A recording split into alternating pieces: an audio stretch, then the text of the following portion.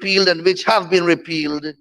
Lawyers doing election cases and cases of a political nature have had the miserable ordeal of deciphering pages and pages of legislation. And then, of course, one had to find them in the first place.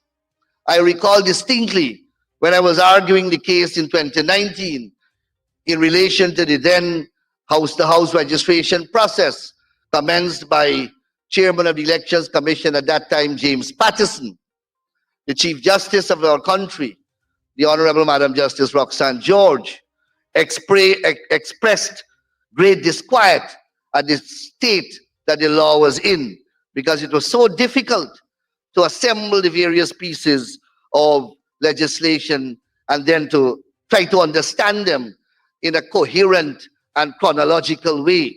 Half of them were overtaken by events because they were passed to meet peculiar events that would have been contemplated or expected to take place or to feature at a particular election time or a particular elections.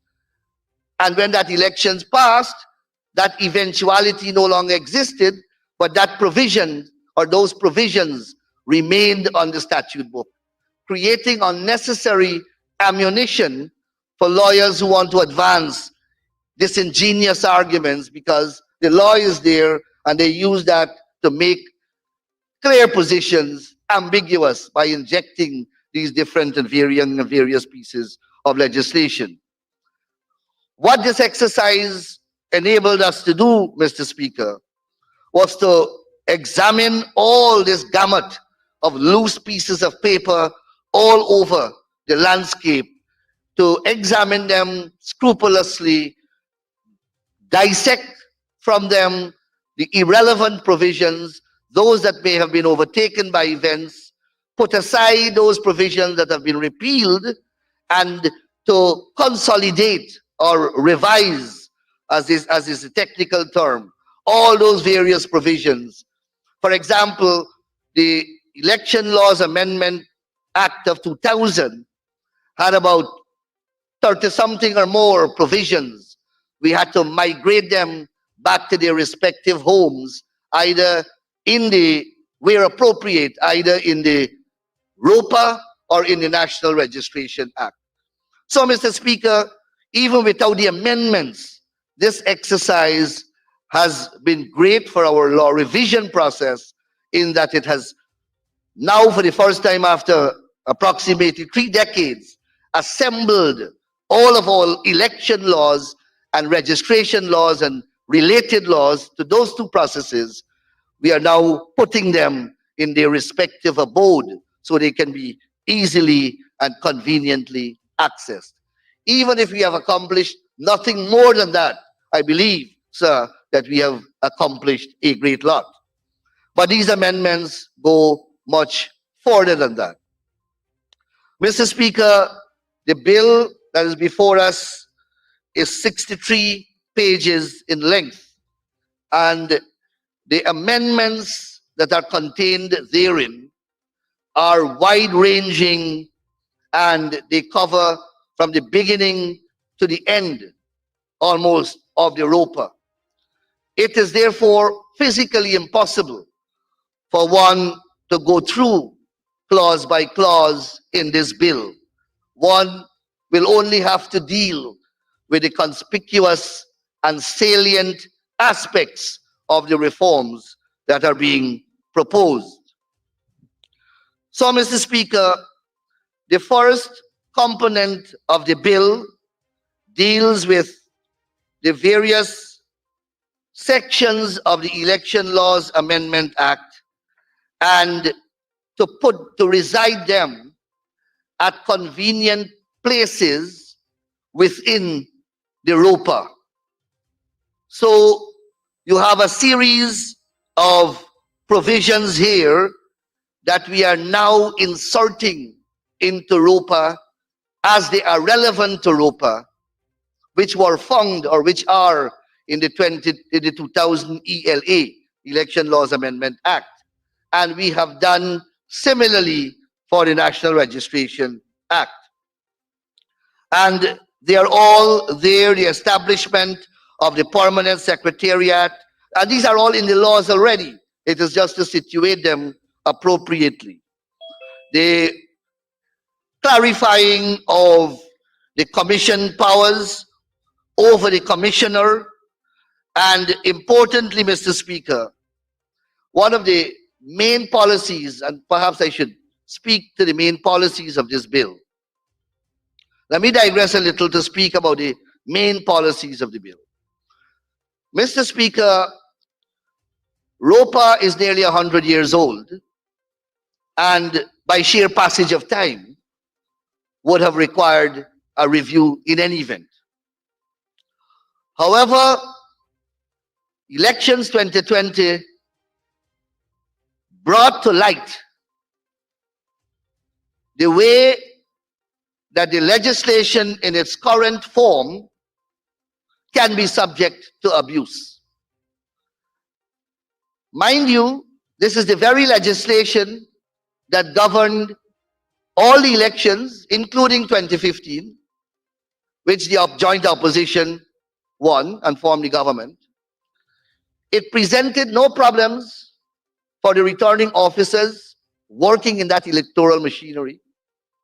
It presented no problems for the very chief elections officer who administered the 2020 elections.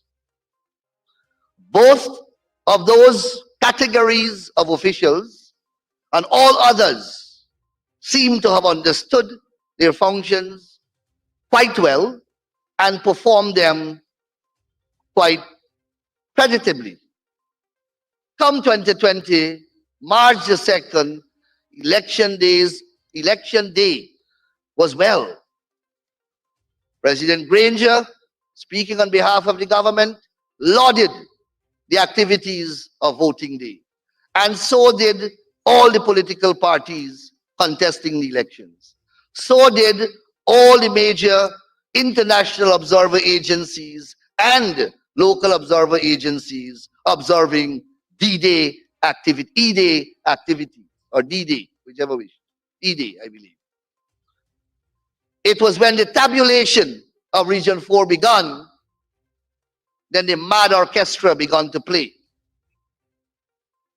9 other regions tabulated their results and transmitted their statements of poll and the consequential legal documents to the center under the legislation without any significant complaint or difficulties.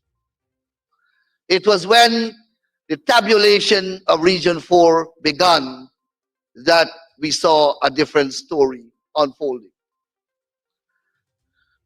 And it gave us, and it gave the world, an opportunity to see how discretion can be abused, how discretion can be manipulated, how irrelevant considerations can contaminate the exercise of discretion, how ill motive, how fraud can contaminate the exercise of power. But it did not start there.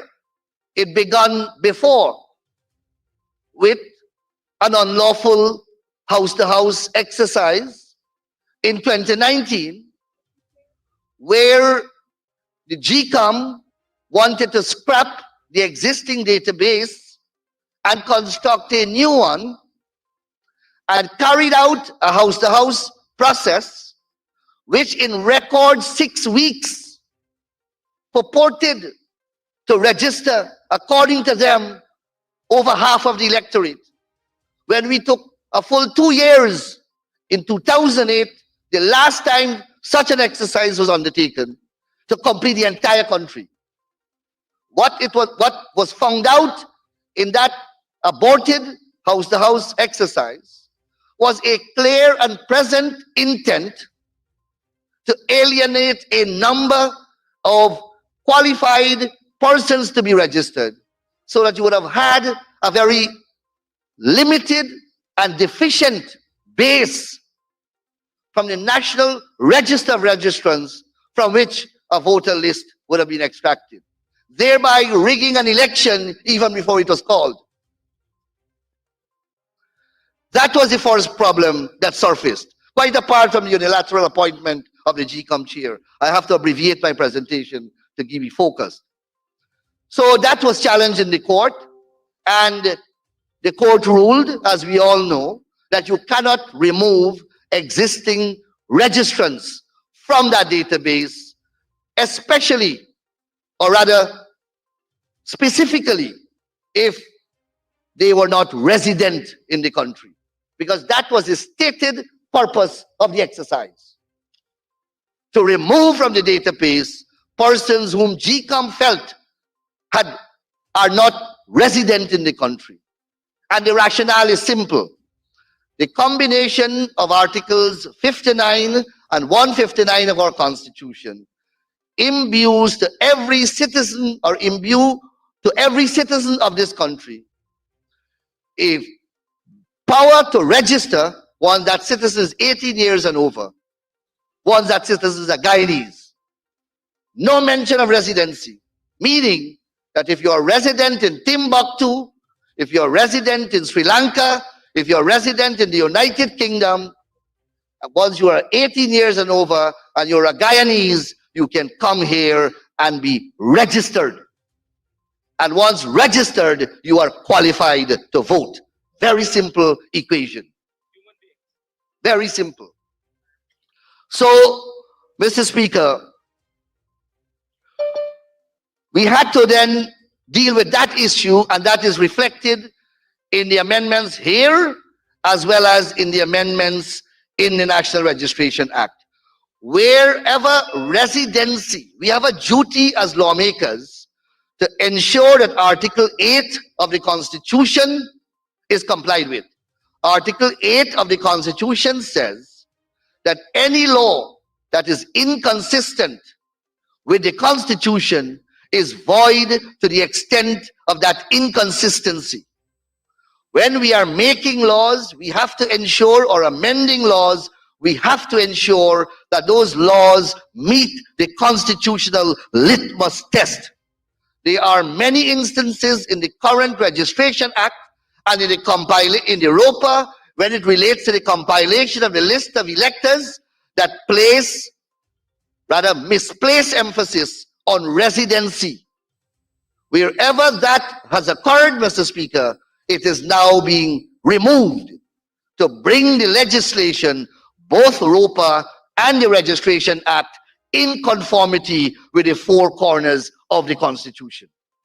So that's a major thrust of these amendments.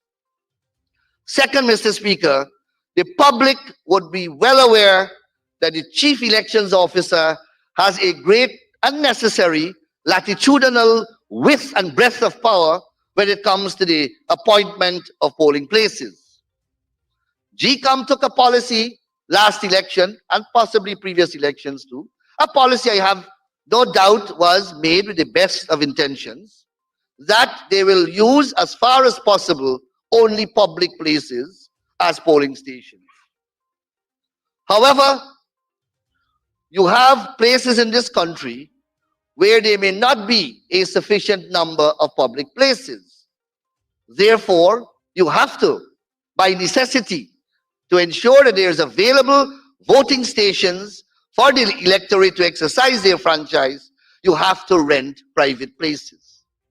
What we found on the last occasion, not what we found, what we made public, was that areas in Georgetown, for example, where there are far more public places that could have been used for polling places, private residences were used. And in my constituency, on the east coast of Demerara, where there is a distinct paucity of public places, polling stations, sufficient number of polling stations were not appointed. When we queried the executive agent, election agent of the PAP, Comrade Zulfikar Mustafa, and I am an assistant election agent, when we queried it to the then Chief Elections Officer, he gave me that excuse that they are confined only to rent, to deal with public places. I traveled around Georgetown and I photographed over 15 private residences that are in close proximity with public places, but those private residences were retained or rented and the public places were not being used. And I presented that to him. And I said, this cannot be fair. Then we had to take a team from the Elections Commission, accompanied by APNU AFC. Basil Williams was part of that team. I can't remember who else. The consultants from the Commonwealth, myself, Mr. Zulfikar Mustafa, and a team from GCOM. Because we had to travel to the East Coast to show the length of villages and to show where the polling places were located. Firstly, they were inadequate in number.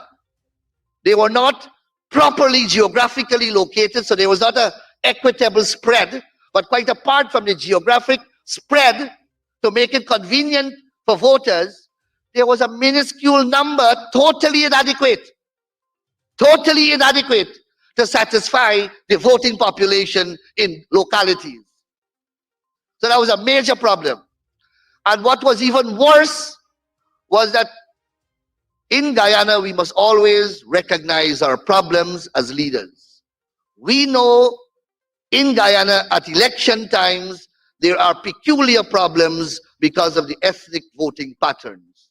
We know also that there is a propensity sometimes for violence at election time.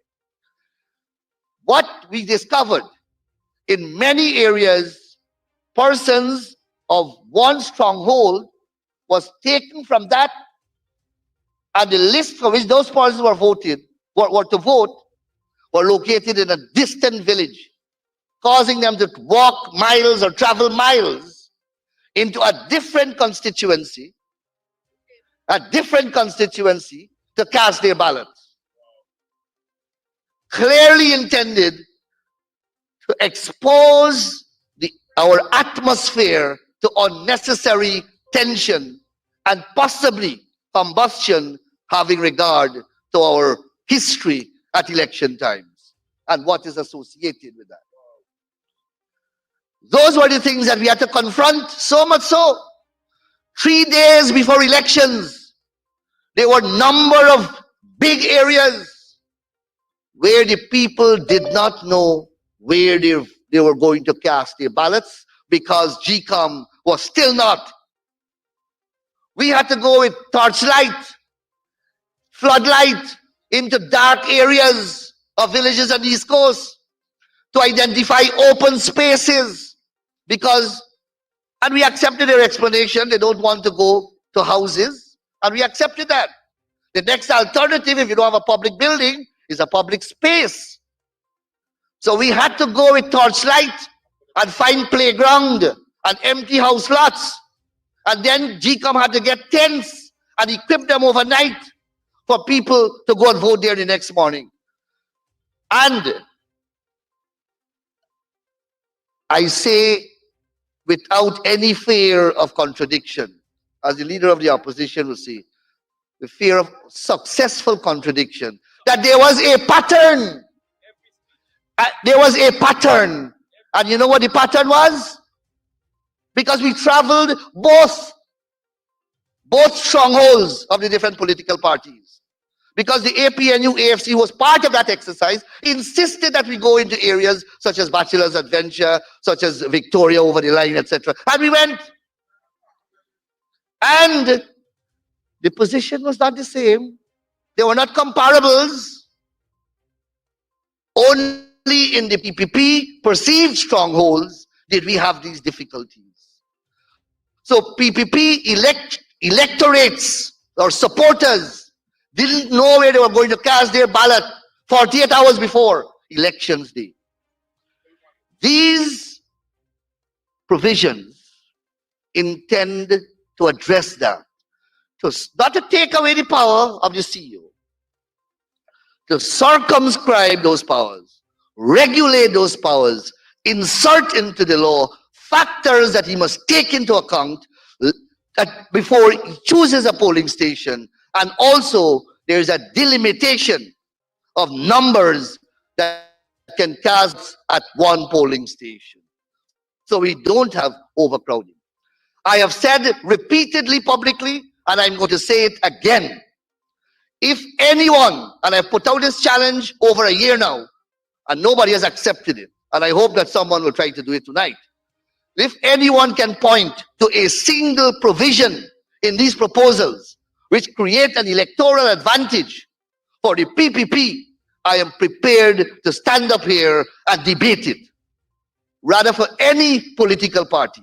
The point I want to emphasize is that any single person who is concerned about free, transparent, and accountable elections in this country will support every single amendment here, because they are all designed to bring clarity, to bring transparency, to bring accountability to the electoral machinery.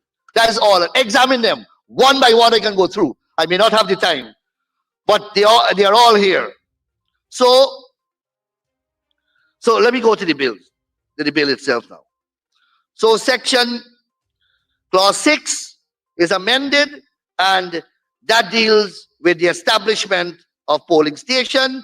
It says where no public building is available to be appointed, the chief elections officer may rent a separate private building unconnected with a political party or politician and appointed a polling place. How can you have a problem with that? How can you have a problem with that? A large polling place with adequate space may be divided into polling stations. No more than 400 electors to vote at a polling station. How can you have a problem with that? How can you have a problem with that? Factors to be considered in dividing a polling place into polling stations include, this is the circumscription or regulation of the discretion that I'm speaking about.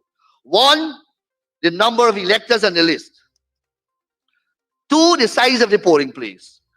3, the availability of internal and external space in the polling place to accommodate electors lining up at reasonable distance apart.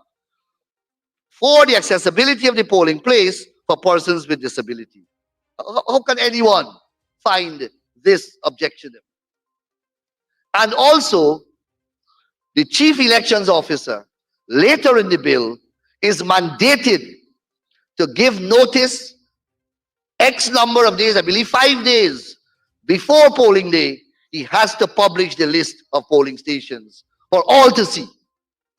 How can that be wrong? There's a provision, I believe, for last minute changes, but as far as possible, he has to publish the notice to poll, the list of polling stations in the official gazette for everyone to see. How can anyone concerned about transparent election find that in any way objectionable? Then, Mr. Speaker, we have the division of the polling districts into subdivisions. And this is a direct answer to Claremont Mingo shenaniganism. A direct response to him.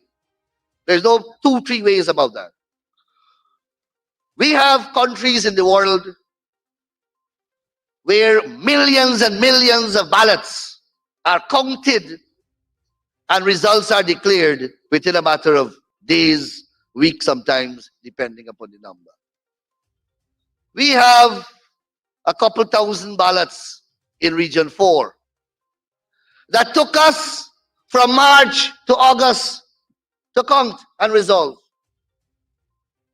How much was the total ballots in Region 4? What was the total ballots in Region 4? A couple tens of thousands of ballots. About 160,000 thereabouts. About 200,000, I'm told. It took us 6 months to count that. It means, unfortunately, that we are unable to count 200,000 ballots properly, fairly, and in accordance with law. And that was on display at Ashmin's building, and the stories are now unfolding before the Commission of Inquiry to refresh our memories if it is becoming dull. So We proposed Region 4 first, as that was the problem region, and no one can dispute. No one can dispute that that's where the problem arose. Then the opposition party said, that we are singling out Region 4 because it is their stronghold. We rejected that because there was nothing to do with stronghold and weak hold. It was where the problem arose. But we consulted, and I believe the Private Sector Commission and some other electoral body came to us and said, look, just to appear even-handed, and we are, just choose another two regions or another region that is considered a PPP stronghold and do the same thing. We are motivated by no sinister motive, and therefore we are unopposed to such a gesture if it can bring the opposition on board, because we want the opposition to embrace these changes. After all, whether I like it or not, you are the major opposition of the country. I don't know how long that will remain so, but you are a major player in the electoral equation, and therefore you must have a say. You have the support of a significant constituency in this country. So honorable members, what we did is what we were proposing originally for Region 4, we replicated it in Region 3, a known PPP stronghold, and in Region 6, a known PPP stronghold. So if there is any disadvantage by the subdivision, the PPP is suffering it more by 100%, because we have two and you have one. That is the extent that we are going to satisfy the queries that you have raised. So Region 3, Mr. Speaker, is now divided into three, and what we have done is not created unknown divisions. We used existing polling subdivisions within the polling districts. All of us who have done election work at election time would be familiar with the different regions and the polling subdivisions within the region. All we have done is use those same boundary demarcation so that for GCOM, they will correspond with the existing electoral division system in their system. So there is not much, there is not going to be much work for GCOM to do when they have to enforce this legislation. So Region 3 is divided, as it is now divided, but in Pole District, it is now divided into Essequibo Island and River Subdistrict, that's one, 2, St. Lawrence, Cordilla Ida Subdistrict, and 3, Hague to Arabio Creek Subdistrict. Now, what this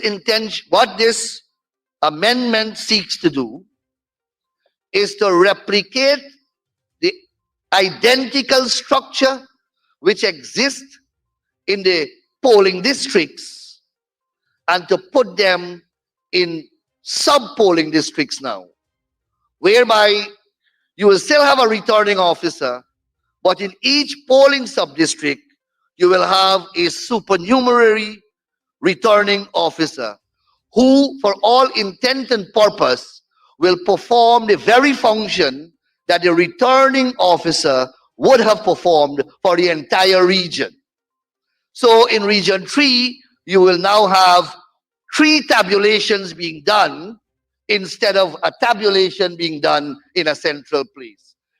Each of these sub-districts will be tabulating their votes, and they will be sending their documents straight on to the elections, and all of that is outlined to the CEO, to the chairman of the election, because we amplify the persons whom documents have to send to, so that no one person will hold election documents at a ransom anymore. And we'll also send it to the RO, and the RO at the end, of course, they will have to tabulate. The supernumerary returning officer will tabulate in the same way that the RO tabulated, allowing all election agents, the observers, etc., to participate. We specify how he must tabulate. No breadsheet and spreadsheet, but he must use the statements of poll. He can project it on an electronic mechanism if he wishes, but the basis of the tabulation must be the statement of poll and nothing but the statement of poll. If there is any transposition from the statement of poll, then it must be done in a transparent way and with the concurrence of all the participants in the process, the statutory participants, and they are listed there. And these aggregates of these totals will then send to the RO, who shall declare. These regions, these supernumerary councils also, they shall, supernumerary returning officer also shall declare. The RO shall declare as well. So we have, and then, but I'm going to deal with that later. So that is region 3. Region 4 is East Bank Subdistrict, North Georgetown Subdistrict, South Georgetown Subdistrict, East Coast Demerara Subdistrict. And Region 6 shall be East Bank Berbice, the Kanji Subdistrict, Upper Quarantine Subdistrict, and Lower Quarantine Subdistrict. Right? So I hope that you understand what will happen there. Now the SOPs are going to be sent to the CEO and to the ROs and to the chairman of the commission. The ROs, upon receipt, must post on the website. Must post on the website. If the RO fails to do that, and he must do it upon receipt. So within 24 hours, all the SOPs should be on our website. Then the CEO, if there's a default on the RO, must also post to the website. So within 24 hours, all the results are known in the country. And of course, with the various duties that are being created here, if there is any breach of these duties, serious criminal offenses are created and high fines and high term of imprisonment are imposed. Discipline forces, when the discipline forces cast their ballots, then it is inked and that it's crossed off, and that list is put into the ballot box and sent to the polling place where that person was registered to vote. So that is to guard against voters' impersonation. We clarify the position of identity papers, and it's now stated what is acceptable as a form of ID, but a valid passport is now acceptable. Any person who refuses to allow a voter to vote when that voter presents a valid ID is also liable to some serious offenses. Any person who impersonates a voter is subject to a number of offenses as well. Anyone who obstructs voting day activities shall be liable for a series of offenses, etc. Then, of course, we deal with how the votes are totaled. Clearly, at the polling stations, the amendments set out how the votes are to be counted, who are to be present, how the presiding officer must listen to the queries from the various persons and must sign off only when there is a consensus. Very transparent process of counting. And then when the count is finished, of course, like what exists now, the results, a statement of poll is posted there at a conspicuous part of the polling place. Anyone who removes that statement of poll also commits a serious offense. Mr. Speaker, also we deal with post-tabulation now and with the declaration of the results. And clear directions and guidelines are now set out to allow, well, rather to guide the chief elections officer on how to compute the results and how to aggregate and what he must count as valid votes and what will be the total results, which he will do in accordance with Section 96 to pass over to the Elections Commission for those to be the basis upon which the election results, the Election Commission will declare the results. Mr. Speaker, we have also mandated the CEO a time period once he is in receipt of all the aggregate numbers from the various regions. He has 12 hours to compute his results in accordance with Section 96. Honorable AG, as we are on time, you will need an extension of time to continue. Thank you, Mr. Speaker. I'd like to ask that my colleague be given 5 minutes to conclude, please. Thank you, Honorable AG. Thank you, Mr. Speaker. Mr. Speaker, he has 12 hours from the receipt of the documents and the numbers to calculate and give to the Election Commission. So he will not be operating, as the CCJ said, what was the word they used? They use a Western word in them cowboy movie. What was it? I can't remember. Yes, he was a lone wolf or something like that. Yes. Lone Ranger. That was it. I remember. Thank you, Mr. Ramsey.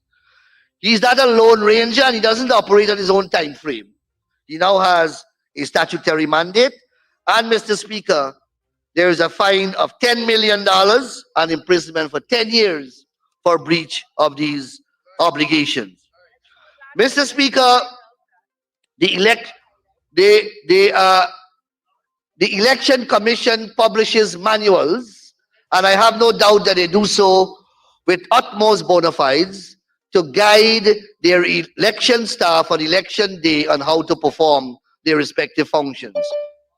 What we have found, and all electioneers in this house will agree with me, that on election day, sometimes when push comes to shove, crunch time, you have to argue with a presiding officer or some junior staff in the machinery about what the manual says or how the manual is being misinterpreted.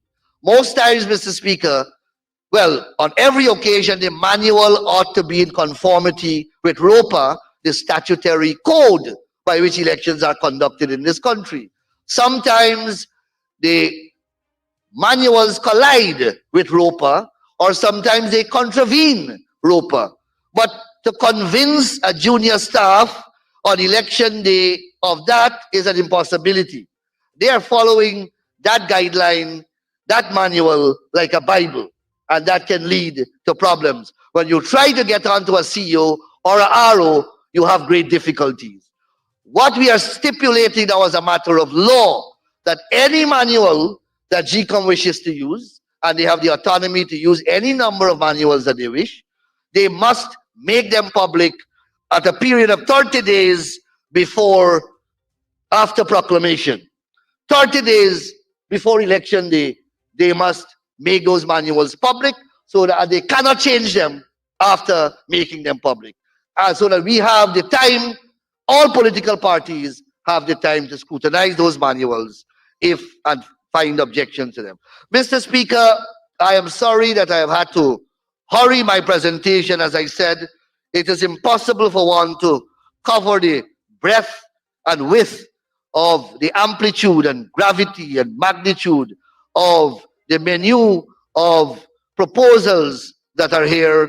They are wide-ranging. I know that there are many speakers after me who will speak, competent, experienced politicians in the election field, and I have no doubt, Mr. Speaker, that they will carry the baton on and further explain the various facets and tenets of this bill. Mr. Speaker, this is a good piece of lawmaking which every sensible Guyanese should throw their full support behind. Thank you very much, Mr. Speaker. Thank you very much, Honorable Attorney General. Our next contributor is the Honorable Member, Mr. Manza Walton.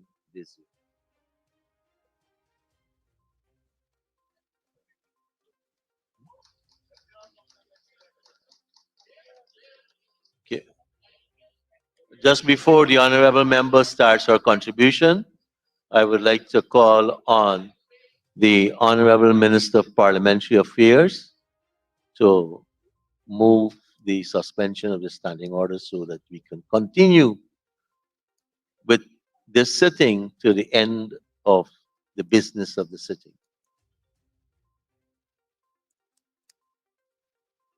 Speaker, I'd like to move the standing order to allow for the sitting to continue until the conclusion of the order paper today.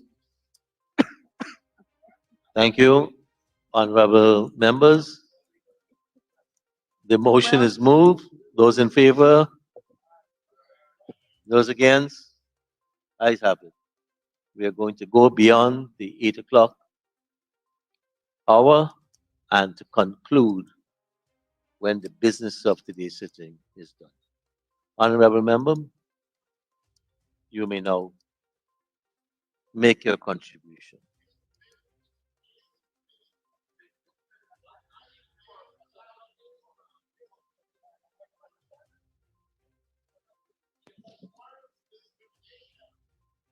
Thank you, Mr. Speaker.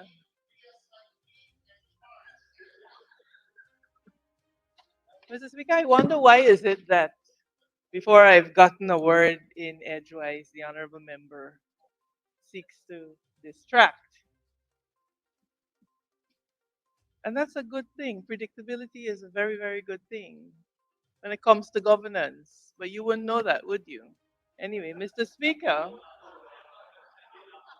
I want to thank you for the opportunity to make my presentation to the Honorable House on this bill before us for consideration.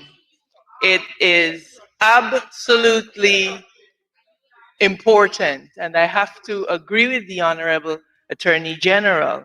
He went into great depth and took great pains to point out that this is indeed a matter of gravity. In fact, Mr. Speaker, the bill, the Representation of the People's Act is intituled as an act to make provision for the election of members of the National Assembly under a system of proportional representation and for purposes connected therewith. I agree with the Honorable Attorney General that this bill is indeed a very weighty one. I noted that he indicated that he could not, at this time, go through in detail the provisions as set out. I want to propose to the Honorable Attorney General that given how grave and important this is, that the place for us as members of parliament, that the place for us as representatives of the people is to take this bill, you're absolutely right, to a select committee where we can clause by clause peruse the amendments that are being proposed. To quote the Honorable Attorney General, Mr. Speaker, who with an interest in free and fair elections, and who with an interest in law and order would oppose this honorable house sending this bill to a select committee so that we can peruse these amendments one by one to understand and to get clarification from the Attorney General for the rationale, sir, for the proposals contained herein. Mr. Speaker, the AG himself, the honorable member, pointed out that it is 63 pages in length and the amendments are wide-ranging. Mr. Speaker, I doubt that a responsible assembly would seek to tonight, in the dead of night, foist upon the people of Guyana, sir, a bill that has not had the scrutiny of the select committee, bearing in mind the importance that the Attorney General has outlined that it has. Mr. Speaker, the Attorney General referred to a number of the main policies of the bill. And what I want to say to us tonight, and I said it on the last occasion that I stood here, is that the PPPC conveniently remembers history. The PPPC, in the person of the Attorney General, has come here to say to us that the reason for these amendments is what happened in 2020. Again, Mr. Speaker, operating as if Guyana's history began in 2015 to 2020. And Mr. Speaker,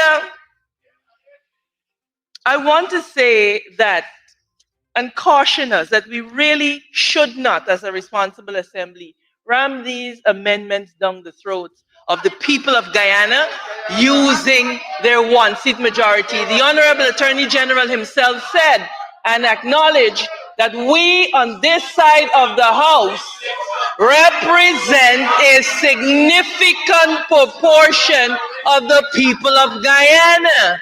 And should the Attorney General be interested in fairness, I do not think that he will want to go on record as denying what he has said to be a significant proportion of Guyanese the opportunity to have their representatives, now that a bill has been presented to us, to peruse these amendments section by section. Anyone interested in law and order and democracy and all of the other tenets that you have said will not, sir, will not resist such a call. Mr. Speaker, the representation of the People's Act, as admitted by the Honorable Attorney General, touches and concerns the entire legal framework for elections. It directly impacts a number of pieces of legislation, Mr. Speaker, and it is important that as representatives of the people, we be given the opportunity to provision by provision peruse these proposed amendments to make sure that we are satisfied with what is being proposed by the government. The Attorney General does not get to come here. Honorable members, I was able to listen to the Attorney General. I would like to listen to the Honorable Member now presenting. Go ahead, Honorable Member. Mr. Speaker, I thank you for that. Mr. Speaker, we on this side of the House will say that we support electoral reform. Unequivocally, we support meaningful, we support honest and earnest electoral reform. Let the record show. What we will not support, Mr. Speaker, is the PPPC administration coming to this Honorable House, like I said before, to foist these provisions upon the people of Guyana. Mr. Speaker, the honorable members on the other side of the House must know that public consultation and scrutiny of a piece of legislation by a select committee are two completely different things. So, Mr. Speaker, let them not come with that excuse. Mr. Speaker, I want to say this, because my task tonight before us is to examine the context within which these amendments are proposed. And just like the Attorney General, I have colleagues who will speak after me who will competently acquit themselves of the various aspects of the bill. Mr. Speaker, we can predict with certainty what will be said here tonight. Just like the Attorney General started with the 2020 elections and Mingo and all of these things. Mr. Speaker, I want to say this. We know that this is nothing short of gimmickry. Mr. Speaker, The PPPC administration knows that as at today's date, any talk from them about democracy, about transparency, about good governance is simply that talk. Mr. Speaker, the people of Guyana have had 2 years to see and to assess the PPPC administration. And Mr. Speaker, I will say today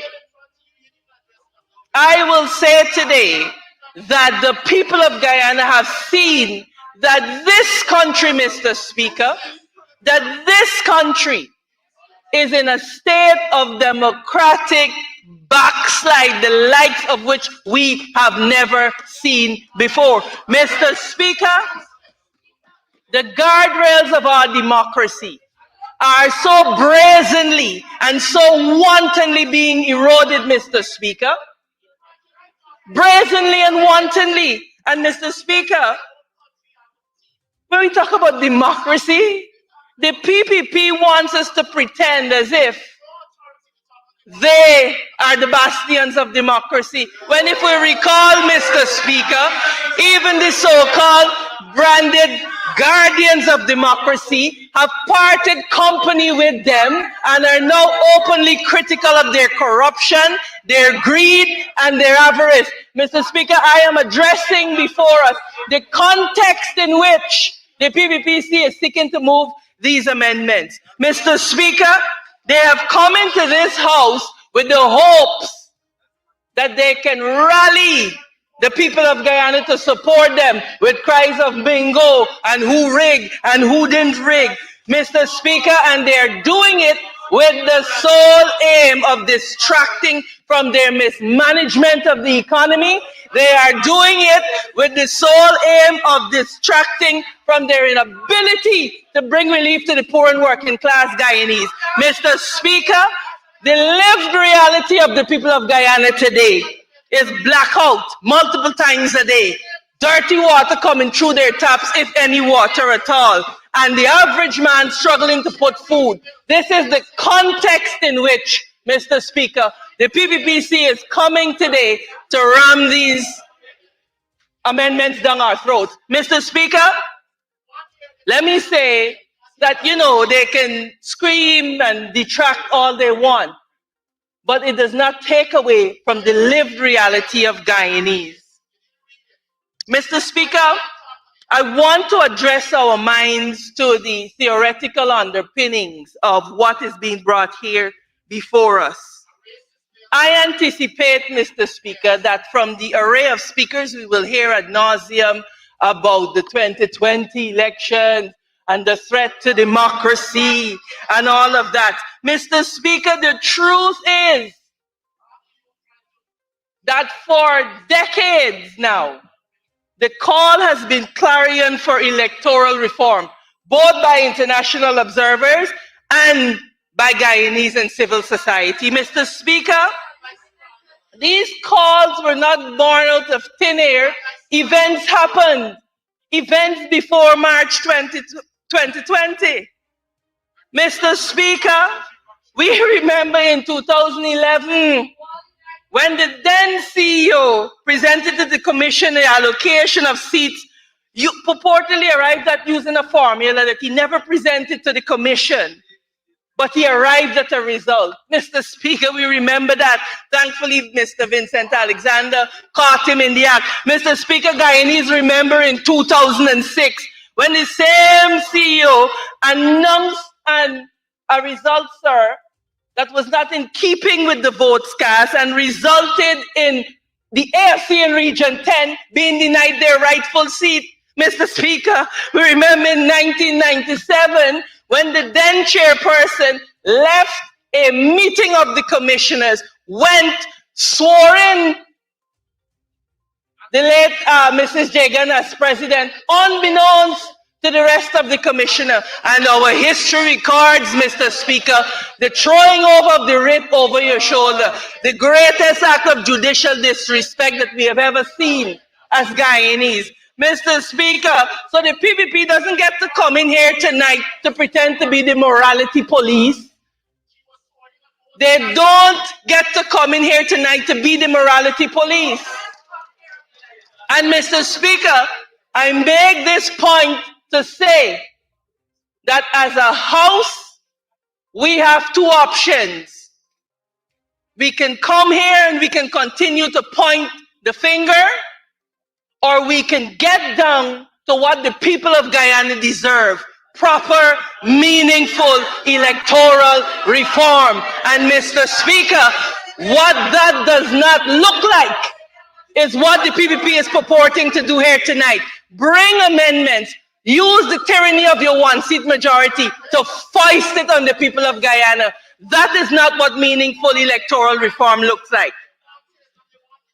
So, Mr. Speaker, we have to be serious about what we're doing. I want to say that I sat and I heard the Honorable Attorney General go through the raft of promises that they have delivered to the people of Guyana, and he has named this as one such.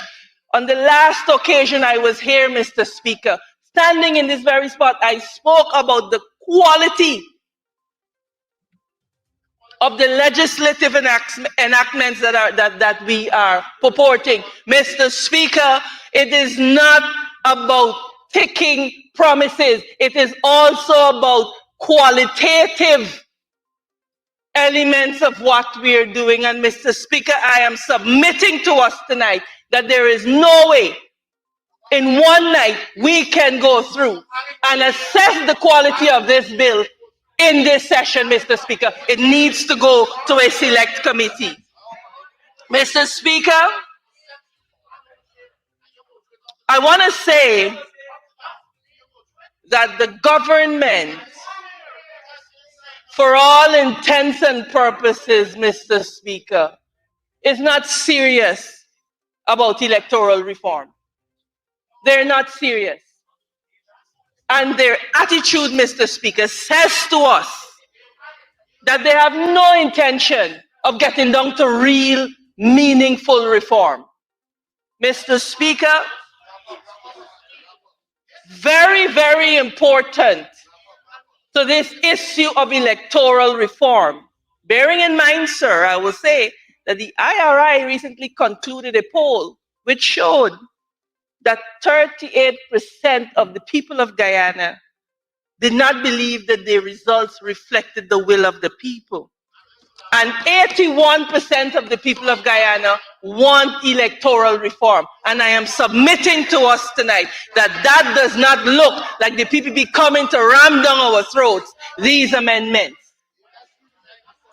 Mr. Speaker, I want to look at a few elements of the bill in terms of the context within which this bill is brought, Mr. Speaker. Mr. Speaker, when we look at the issue of fines and penalties that the Honorable Attorney General addressed here tonight, we note, Mr. Speaker, the very draconian, sir, fines and penalties that have been placed in this bill. Mr. Speaker, these are matters that ought to be properly discussed. Because, Mr. Speaker, not only us on this side of the House have raised the objection, noting, sir, that what this does is deter qualified, competent people from participating and working with GCOM to administer our elections. Mr. Speaker, the honorable members on the other side of the House can heckle, they can say whatever they want to say. It does not change the reality that the fact is that this will serve to deter qualified, competent people from being employed with GCOM. Mr. Speaker, I'm finding it very difficult to rationalize the draconian penalties in view of this particular fact. We are driving away qualified people, Mr. Speaker. Why would a qualified person want to work with GCOM? If it is a case where a genuine, for example, mistake is made and they're facing draconian fines and penalties, unless, Mr. Speaker, that is the intention. One must wonder, is the intention to dissuade competent, qualified people from manning our election system so that it could be stacked? So that it could be stacked with persons favorable to the PPPC administration.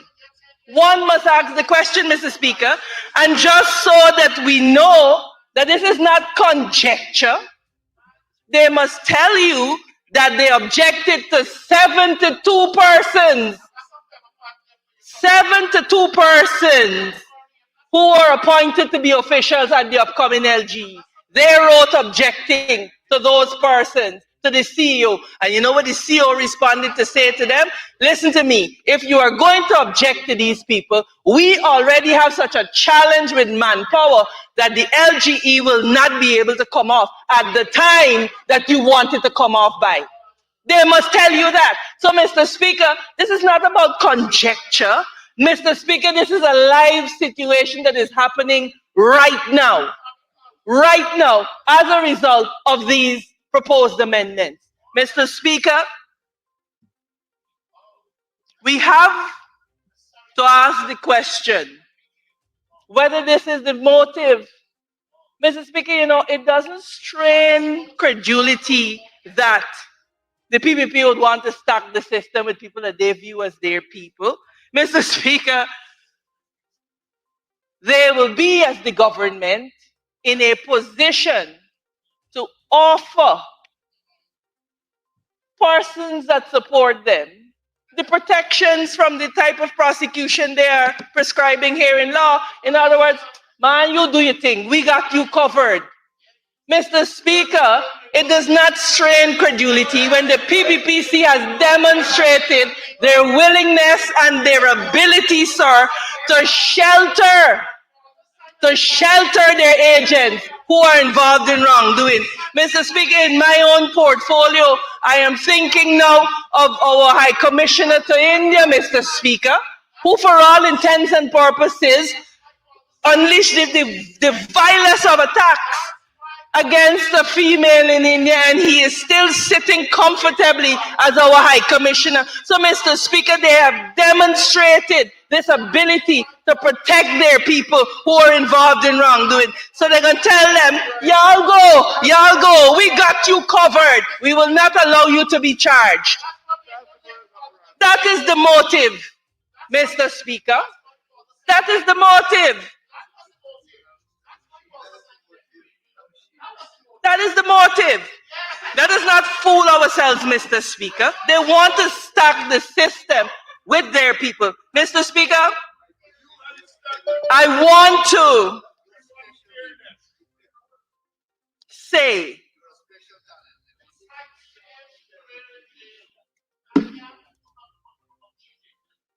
want to say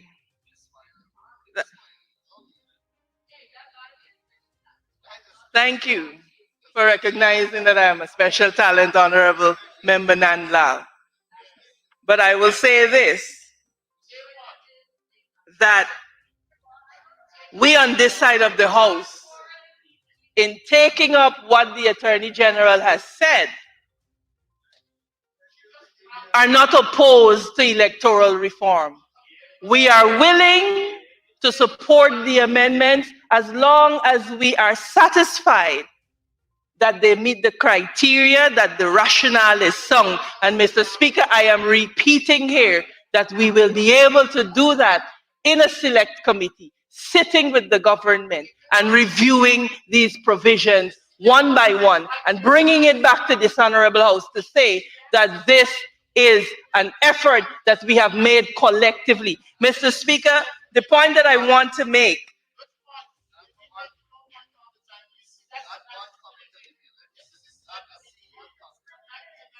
Mr. Speaker, I can't help but be amused by the Attorney General's statement that I have not made one comment on the bill. I'm not sure.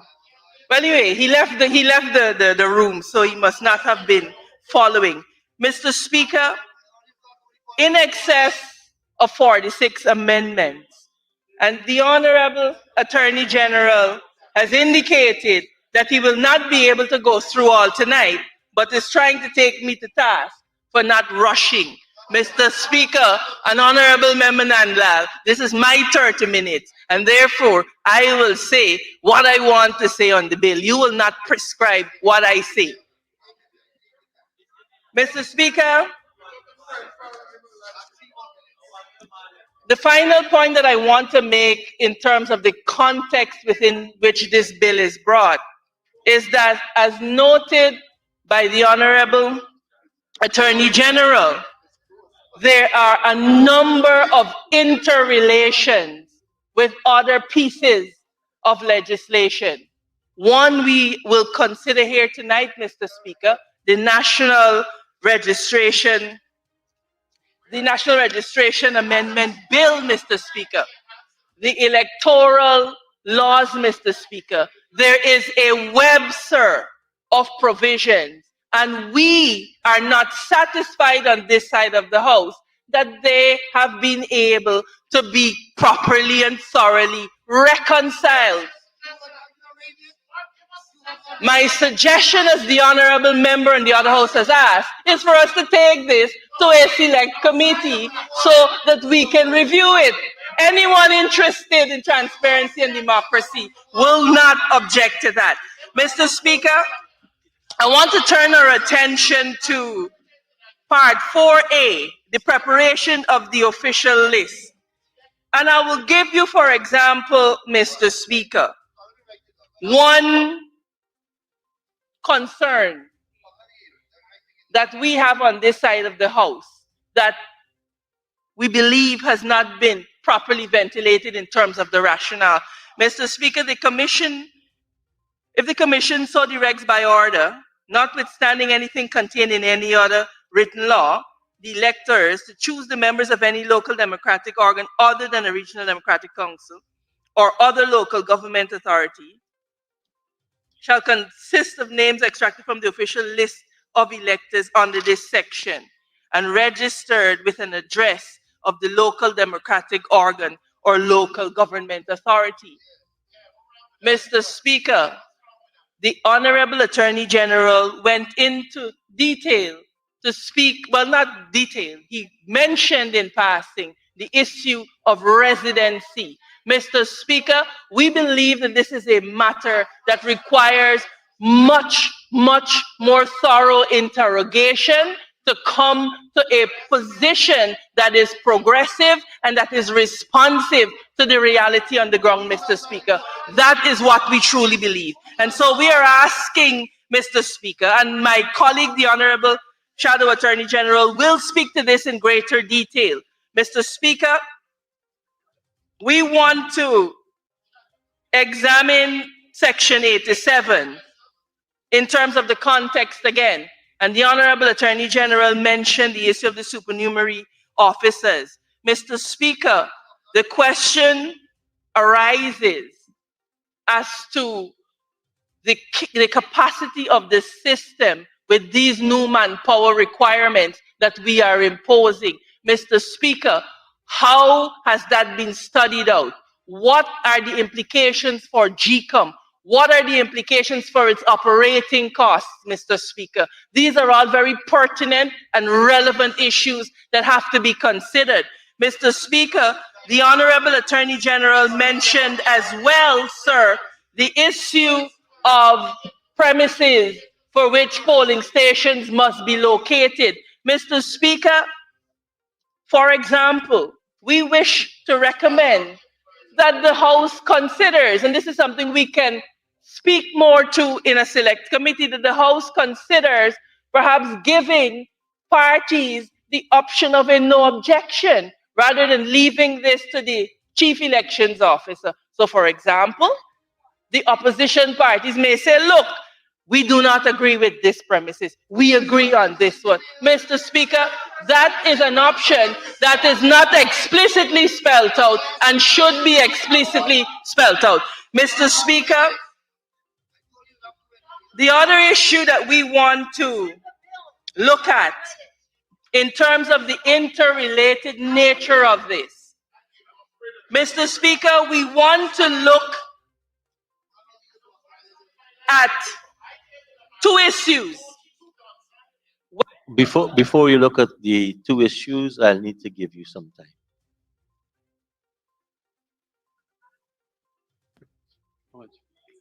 Yeah. Could I ask that the member be given 5 minutes to conclude? Go ahead, honorable member. 5 minutes to conclude.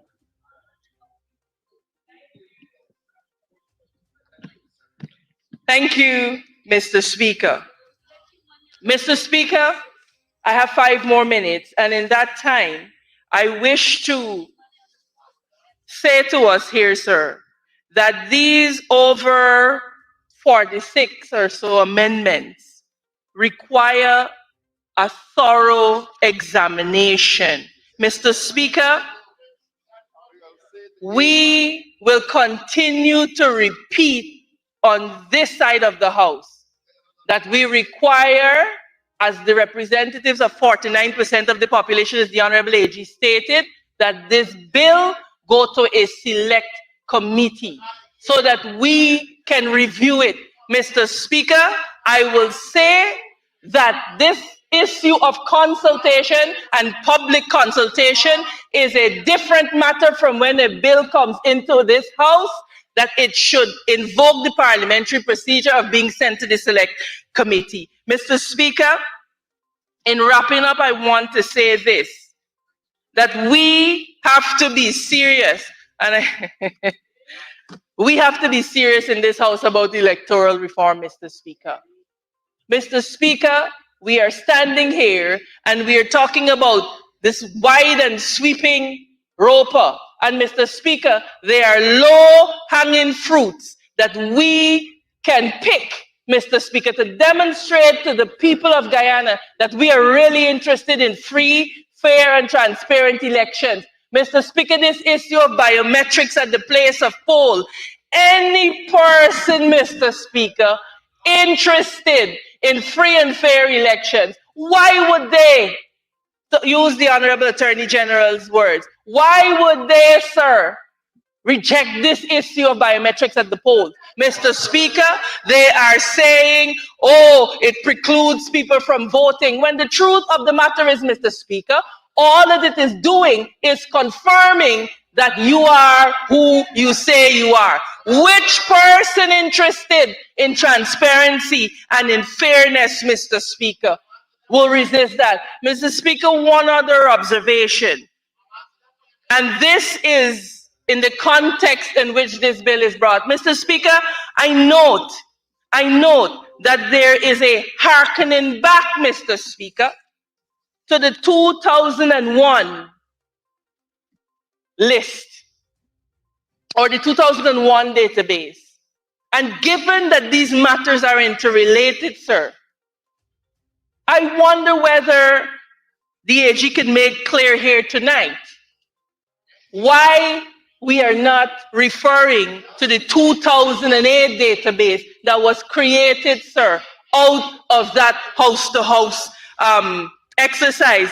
Mr. Speaker, to quote a document from GCOM, it says the imperative to conduct the 2008 house-to-house registration exercise was born out of the need for the creation of an indisputable national register of registrants, which could be used as the basis for the preparation of electoral lists that would be commonly acceptable by all stakeholders as being unblemished. Mr. Speaker, when taken together, this act and the amendments to the NRA seeks to bypass that 2008 NRR that was created to refer us back to a 2001 NRR, Mr. Speaker.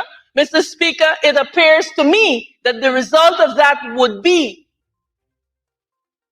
to disavow that 2008 NRR, harken back to 2001, Mr. Speaker, and what the intention is, I am presuming, is by the operation of the law to allow for people who did not present themselves in 2008 to be registered to somehow be brought back in through the back door. The result of which, Mr. Speaker, if we continue on this trajectory, would be that Guyana will soon have a voters list that exceeds its population if we continue on this route, Mr. Speaker. It cannot be that in a democratic society, we are going to say to the people of Guyana that our hands are tied, that dead people who have died overseas, whose deaths have not been registered here in Guyana, must remain on a list, must provide an opportunity for mischief, and we in this honorable house can do nothing about it. Mr. Speaker, that is an unacceptable position for us to put to the people of Guyana. Mr. Speaker, what I have attempted to highlight here tonight is that this matter is a complex and far-reaching one, Mr. Speaker, and the people of Guyana are far more deserving of proper review and not a 3-hour debate in which we will come, trade words, and they will foist down the throats of the Guyanese people. A sham of an attempt at electoral reform when the people of Guyana deserve deep, meaningful reform, Mr. Speaker, to curb this current trajectory of democratic backslide on which we find ourselves. Mr. Speaker, I thank you for affording me the opportunity. Thank you very much, Honorable Member. And now for the Honorable Minister of Home Affairs, Brinley Horatio Ben.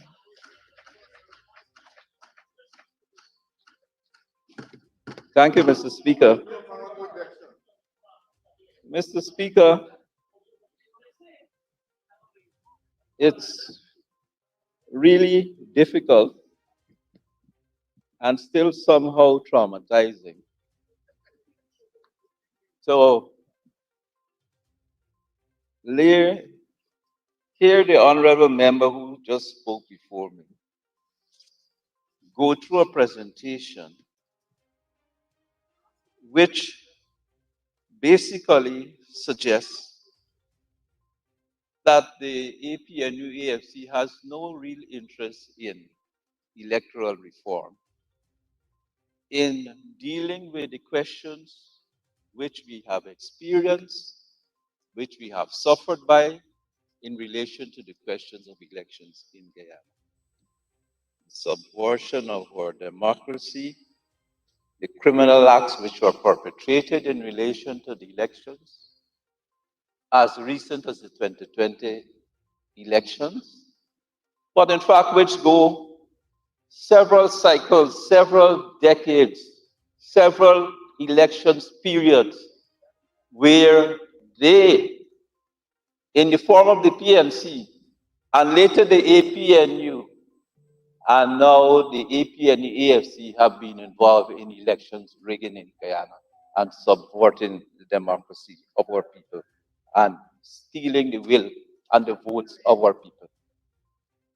It is indeed a tragedy that such a younger person, educated, erudite, but irrational, and not paying attention to the facts of the matter and the historical reality and experience of the Guyanese people in elections.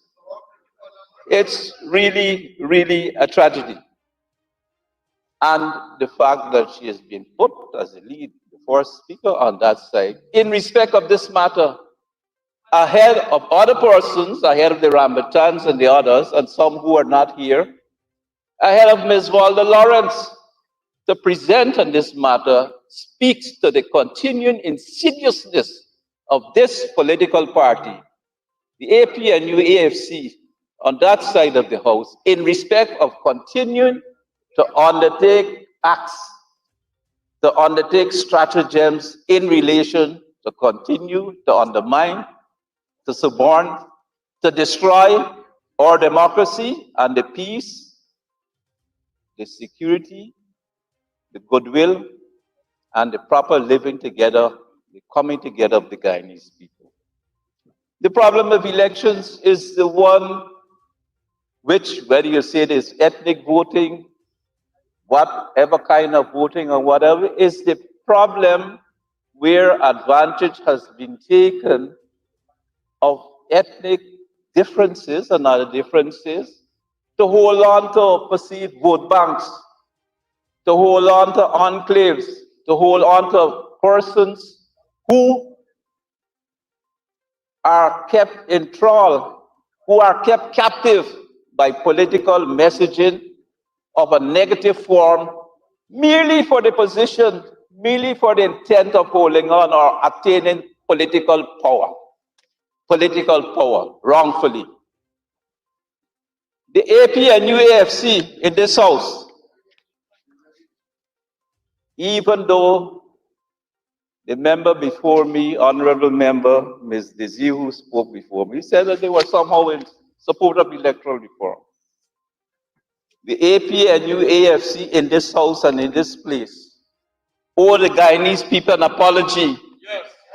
Owe the Guyanese people an apology. And I thought that in putting the young lady to make the presentation without resorting to the other known acolytes in respect of electoral malfeasance, I had hoped that the young lady would have been the one to proffer the apology to the Guyanese people, and that we would have been able to take a new path, take responsibility with respect, following introspection, retrospection, take account of our failures perhaps in respect of these matters, and let us go forward to a new plane, accepting what should be for our people, for the future of the people, for our country. Now we are at the most propitious moment in our economic and social and hopefully political development. And so the presentation just now, in the context of what is intended in this representation of the People Amendment Bill, is disgraceful. It's disgraceful. It is disgraceful. And I am deeply disappointed. I am deeply disappointed that the young lady would have been allowed to and would have enjoyed the moment in deflecting, avoiding, and taking account of the real need and resort here in this amendment bill to fix issues which were clearly not properly operated on or which had to be dealt with in relation to the most recent experiences in elections. Do I continue to say that we had problems in 2015? Of course, there were boxes which should have been opened and counted, 20 odd boxes, 21 boxes. There were issues as usual with voter suppression, which were talked about. There were issues in relation to preventing people from getting to vote. There were issues of people being threatened and locked out of places. You either couldn't come out of the box or you were threatened, and there were people going around with guns threatening polling agents in 2015, and even before that in 2011. There's a long list of what are crimes in relation to the question of assuring the free and democratic will of the Guyanese people in voting to elect a government to represent the people of their choice. The honourable member speaks to going to a select committee. I am aware that there was widespread national consultation on this matter. I am aware in this very place that the opportunity was afforded for consultation with the political parties, either as groupings or individually. I'm aware that there was a walkout in respect of this matter too by the honorable member who just spoke before me, amongst other persons. Walked out on the question of the consultation on this document. And now coming here, having had over a year, and then the specific forum, the specific engagement to have the clause by clause consultation on the matter in a public forum, walked out and now coming here to say you want to go to a select committee. Insincere, of course, natural for the AP and AFC, and I have to say this insincerity is a trademark of theirs, along with the willingness, the intent, and the interest to always take illegal resorts to undertake fraudulent measures in respect of elections. It's in their DNA. It's in their DNA. It can't be changed. They will always attempt fraud at elections in Guyana. Always. The rigors by nature. And it cannot be changed. And the fact that you have a Ramjatan and some others who have recently joined up with them will not change it. And the fact that persons who were participants, willing participants in the great fraudulent 2020 elections exercise can sit here unashamedly and enjoy this debate speaks volumes as to their nature, their intents, and their continued willingness to continue fraudulent resorts in respect of elections in Guyana. The honorable member before me talked about that there's no real interest in the working class people, that there's no real intent in working class people,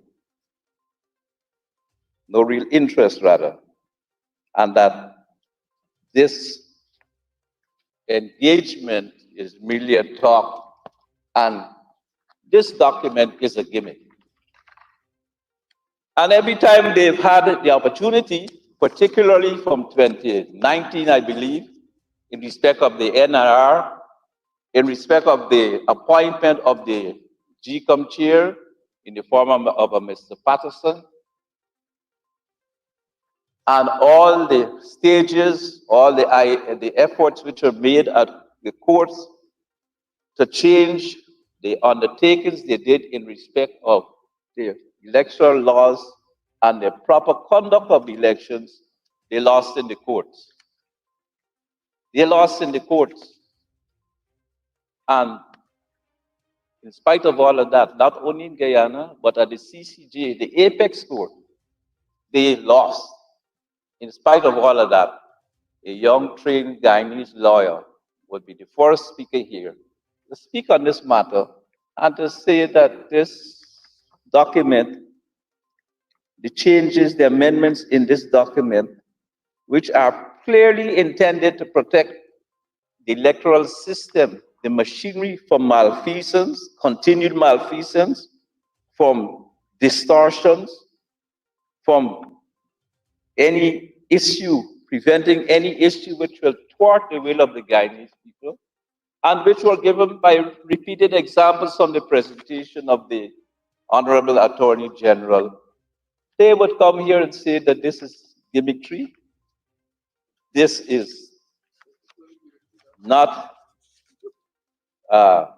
useful of itself, and really should go to a select committee where I expect there will be great time wasting, and in fact would bring us into problems in relation to the holding of the local government elections. In fact, I don't think they want to hold local. I don't think they want to partake in local government elections. They don't want local government elections. They only like elections when they can corrupt it, frighten people, terrorize people, conduct fraud, bully people, chase people out, beat people. That is when they like and want elections. It's historical, it's documented, it's historical and documented. And so I think fundamentally that this document gives us the information, the results, the platform to move to a new and better stage in relation to the conduct of elections in Guyana. That the members on the other side would gladly embrace the amendments in this document in relation to the conduct of polls, in relation to the provision of the supernumerary officers, in relation to the placement of polling stations, in relation to, of course, what were termed draconian fees, fines, and imprisonment in relation to misconduct by persons who are elected, who are appointed to conduct the elections according to the spirit, letter, and intent of the Representation of the People Act and the Constitution of Guyana. There's a suggestion that it may deter some people from wanting to become elections officials.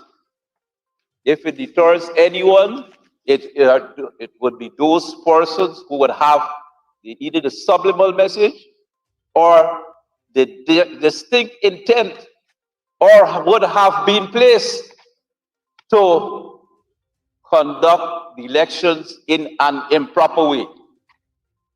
And so what is termed draconian in terms of the fines and imprisonment is appropriate to bring this great disgrace to an end, the question of electoral fraud in our country. It's disgraceful. It's disgraceful. And not only regionally, internationally. We were here 5 or whatever months, as was said, to count 200,000 or whatever number of votes. We had all kinds of shenanigans in relation to watching, protecting the ballot boxes.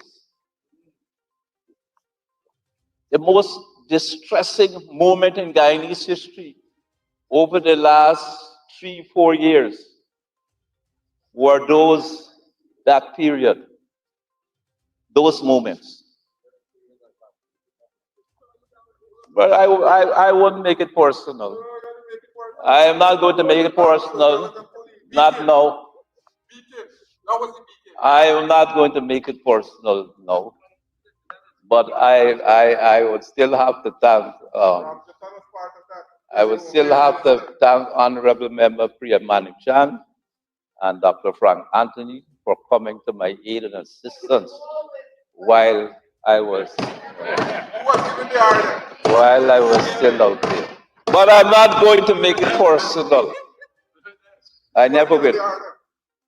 So, the most important thing, totally and in context with this document, is for an open admission to be made by leading members of the APNU AFC to chart a new course, to accept wrongs which have been done, either in their name personally or as a grouping, and to recognize that what is required for the stability, the proper development of our country is to fix this problem. There are other problems which we should be paying more attention to.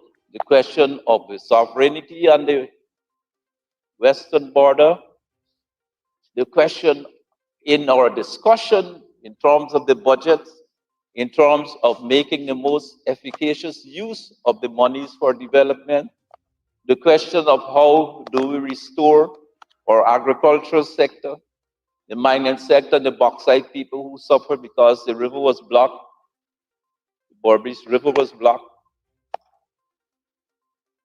the incredible imposts which were made on the life of the people by way of VAT and other imposts while they were in power. Those are the things we need at this moment to get past and to agree on a new approach as to how we will protect and develop our people. But unfortunately, the door is not closed, of course, but unfortunately, the first presentation which was made here does not help it. Does not help it. I would want to posit that in spite of course, in spite of the opportunity of making a long speech, but that we should spend more time, take the opportunity to go through it, the presentation and the review, clause by clause with the Honorable Attorney General, because of course it's 40 odd amendments, and it would not help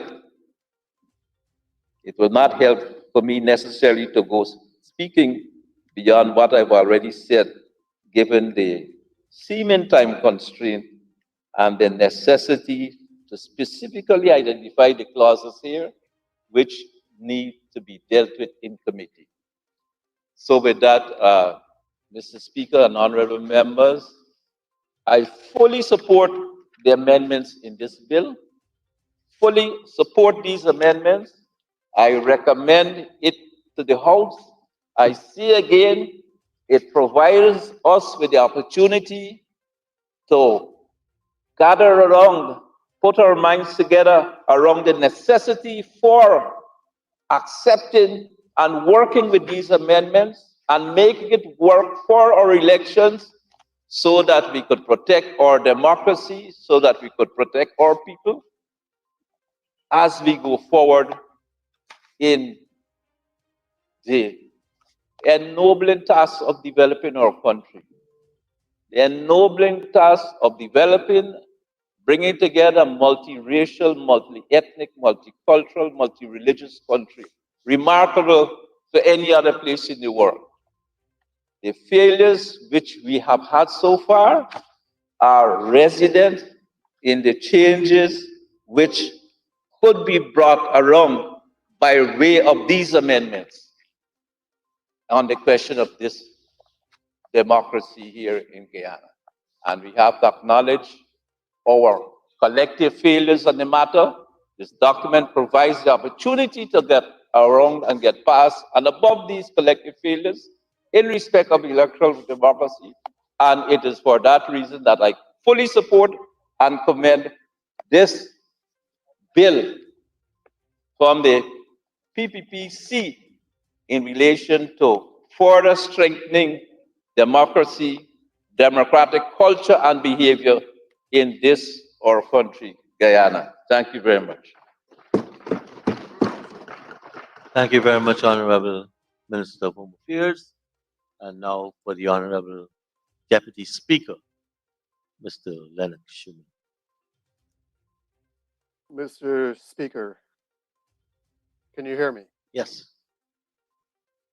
Let me place firmly on record, in the unlikely event that we will have some technical difficulties, I want to place firmly on record that this bill enjoys my 100% support.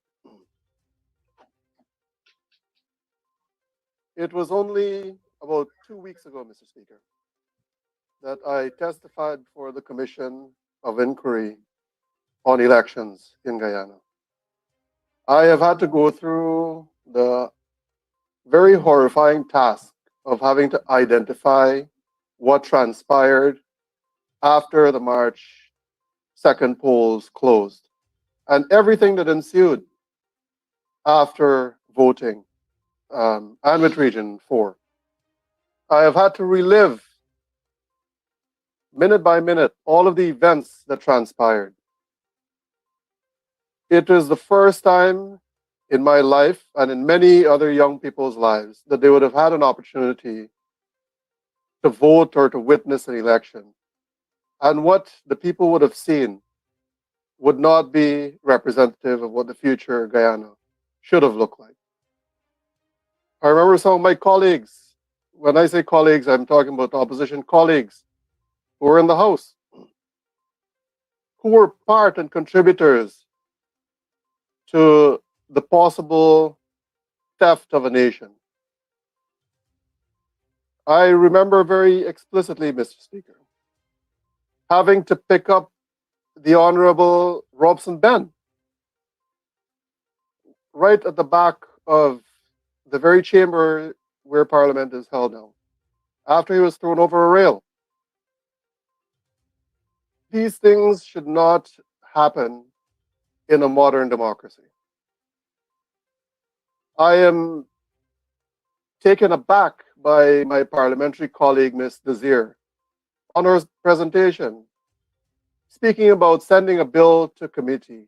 And the reality as it stands, Mr. Speaker, is that there are members in the opposition who want to send this to committee, who want to hinge it on constitutional reform and to tie the two of them together.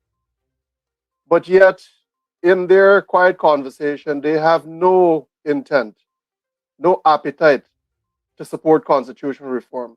So essentially, what my colleagues in the opposition want to do is to send this bill to committee so it can die a slow and painful death and have no reform executed on the electoral system. The reality, Mr. Speaker, is that having been a witness to what transpired post March 2nd, 2020, I will say that these reforms are desperately, desperately needed.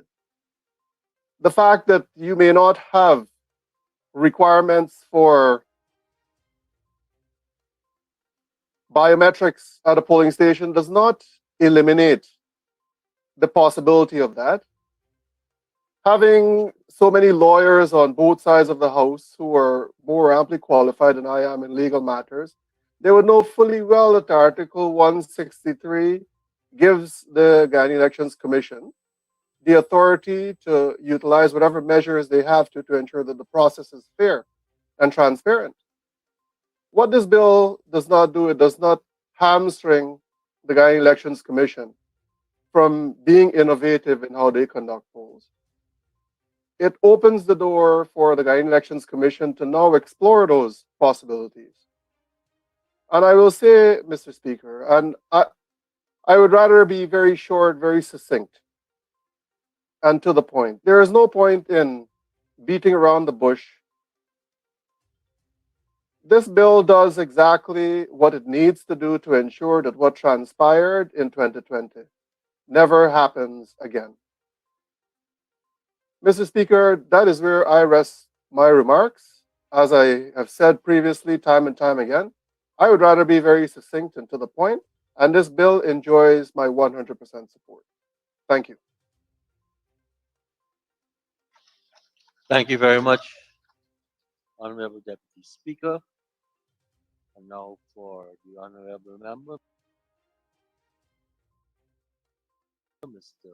Minister of Natural Resources, Mr. Vikram Bharat.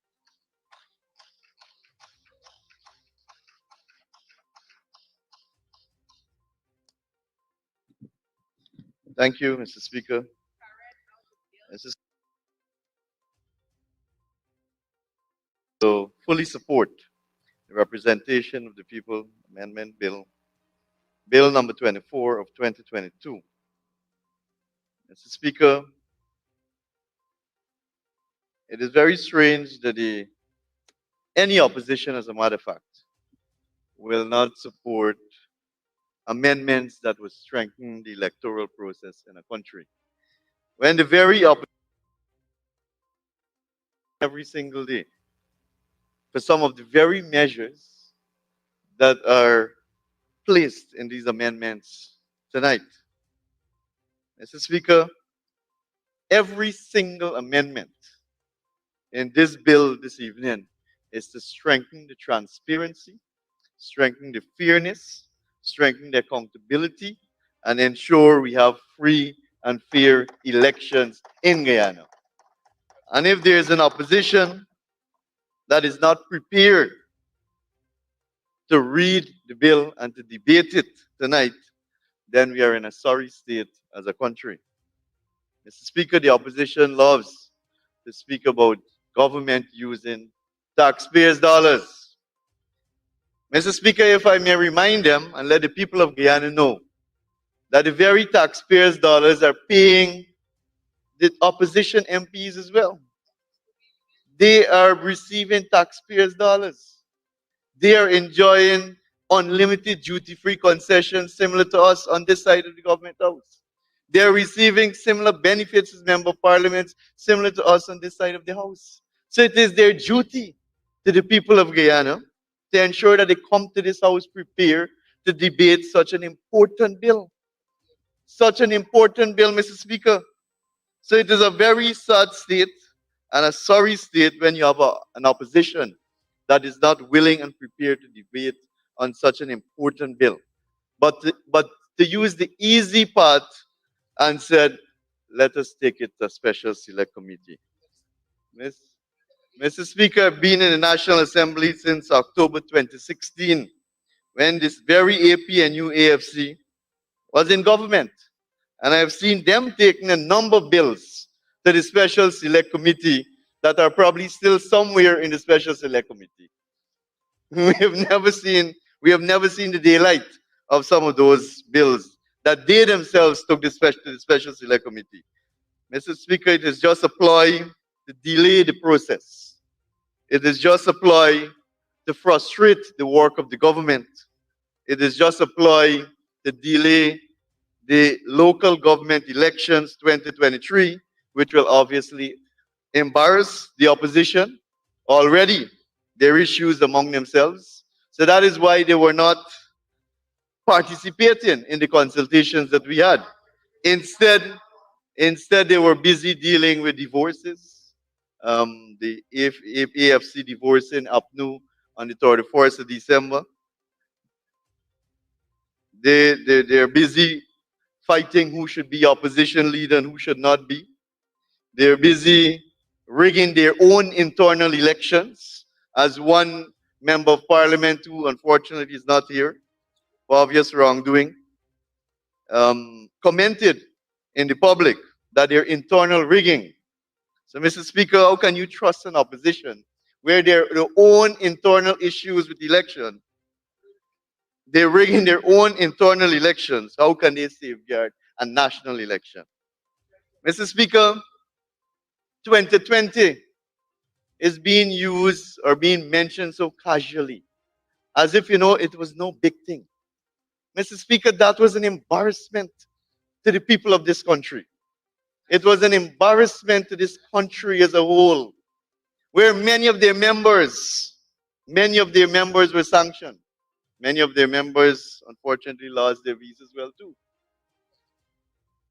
But yet they come to the assembly and they behave as though 2020 was nothing where we should talk about, that we should just move past that. Mr. Speaker, we are probably one of the only countries in the world where we had an election on the 2nd of March 2020, and 5 months after, then we were able to swear in the next president. We had multiple court cases that were basically baseless. We had GCOM officials who compromised their position and their integrity to undermine the electoral process and democracy. And yet, we speak of 2020 as if nothing really happened. 2020 and the AP and new AFC disgraced our country. They brought shame to the people of this country. So, Mr. Speaker, as I mentioned, this bill is necessary.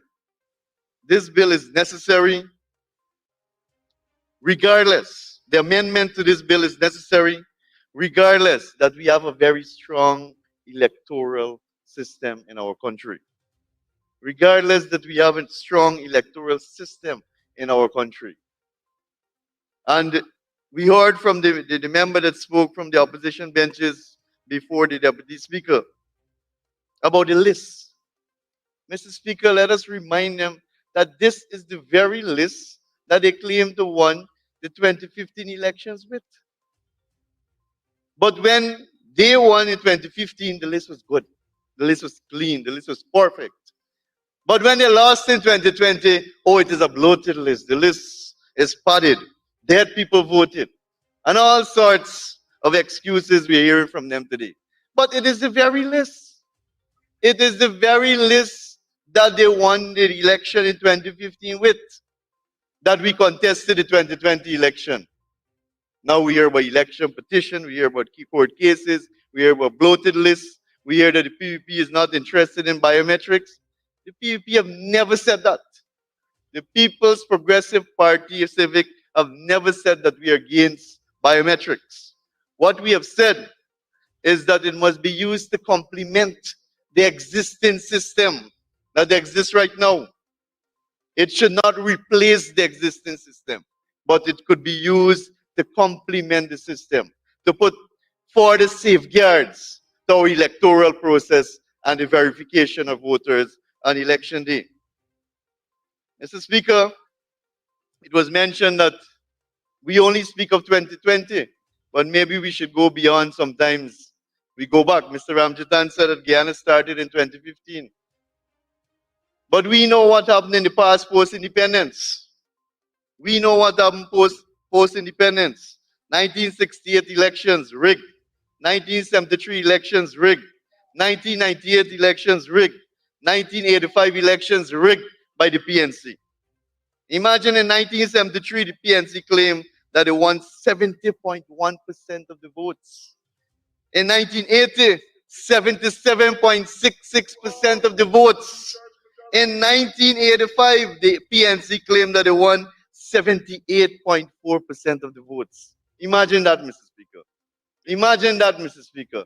And then they come to this house and talk about democracy. And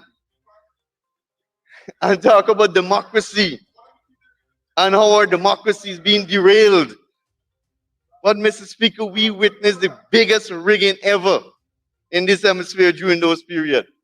And then when we finally got a free and fair election in 1992, the PNC moved from 78.24% to about 45%. To about 45%. From 1985 to 1992.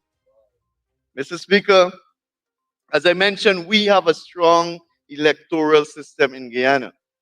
But we need to improve as time moves on. We need to ensure that people don't abuse, as the Attorney General said, abuse their discretion, compromise their integrity. And that is what we saw in 2020. So these amendments seek to address those issues, seek to address the abuse of authority, abuse of their office, abuse of their power, and abuse of the discretion that is given to them. And to ensure that we legislate it, and people must follow the legislation and the laws, and ensure that there are strong penalties. It is very disheartening to hear an opposition member coming to this house, and the only recommendation or the only issue, relevant issue she could speak on was penalties are too tough. This is wrongdoing we are talking about, Mr. Speaker. You are rigging an election. It is fair enough for you to be fined $10 million and imprisoned for 10 years in jail. You're snatching the rights of every single Guyanese in this country. You're taking away our democratic right. You deserve even more than 10 years. Maybe the Attorney General was a bit easy or flexible. Mr. Speaker, there are a number of infractions, a number of inconsistency and abuse and compromise that we would have witnessed over the last few elections. Hence, our position today of bringing these amendments to the House. And one such infraction, I'll go through a few, Mr. Speaker. One deals with tender ballots. Tender ballots. Mr. Speaker, for the Guyanese people who are looking at this live broadcast, there are ordinary ballots and there are tendered ballots.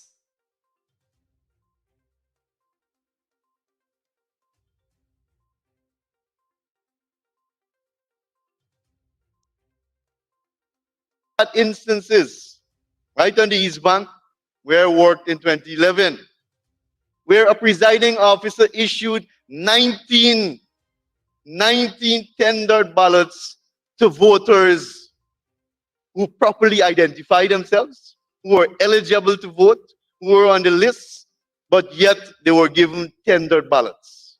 And Mr. Speaker, we know that the law states that tendered ballots is basically an appeasing ballot paper. It is only used when somebody comes to the polling station and they claim that they didn't vote, but their indication, and it is verified by the presiding officer, but that they would have voted. But because they're behaving unruly and disorderly, a tendered ballot is issued to appease them, but it is not counted. It is not counted. So because of that, 19 voters in Horstellian in 2011 lost their right to choose a political party to govern this country, even though they did nothing wrong. Even though they did nothing wrong. Mr. Speaker, it might sound very simple, but this amendment, one of the amendments listed here, is to correct this injustice that was done to the electors in Horstelling and many other areas across the country. Across the country. And every single election, if you add or total up the amount of tendered ballots that are issued to legitimate voters, it is probably in the thousands, Mr. Speaker. It's probably in the thousands. Mr. Speaker, moving on. We had similar instances in many polling stations where presiding officers issue ballot papers to voters without stamping it, without stamping the ballot paper. Mr. Speaker, based on the counting procedure and our laws, once a ballot paper is not stamped, then it is not valid. It cannot be counted. So, Mr. Speaker, we are correcting all these wrongs that has been part of the electoral process over a number of years. Another such infraction, Mr. Speaker, and which we are amending here, is misinformation given to voters by GCOM staff. And in some time, I think was 2006 or 2001, when they introduced what we call information officers.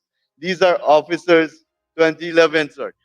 These are information officers who sit at the gate or the entrance of a polling place.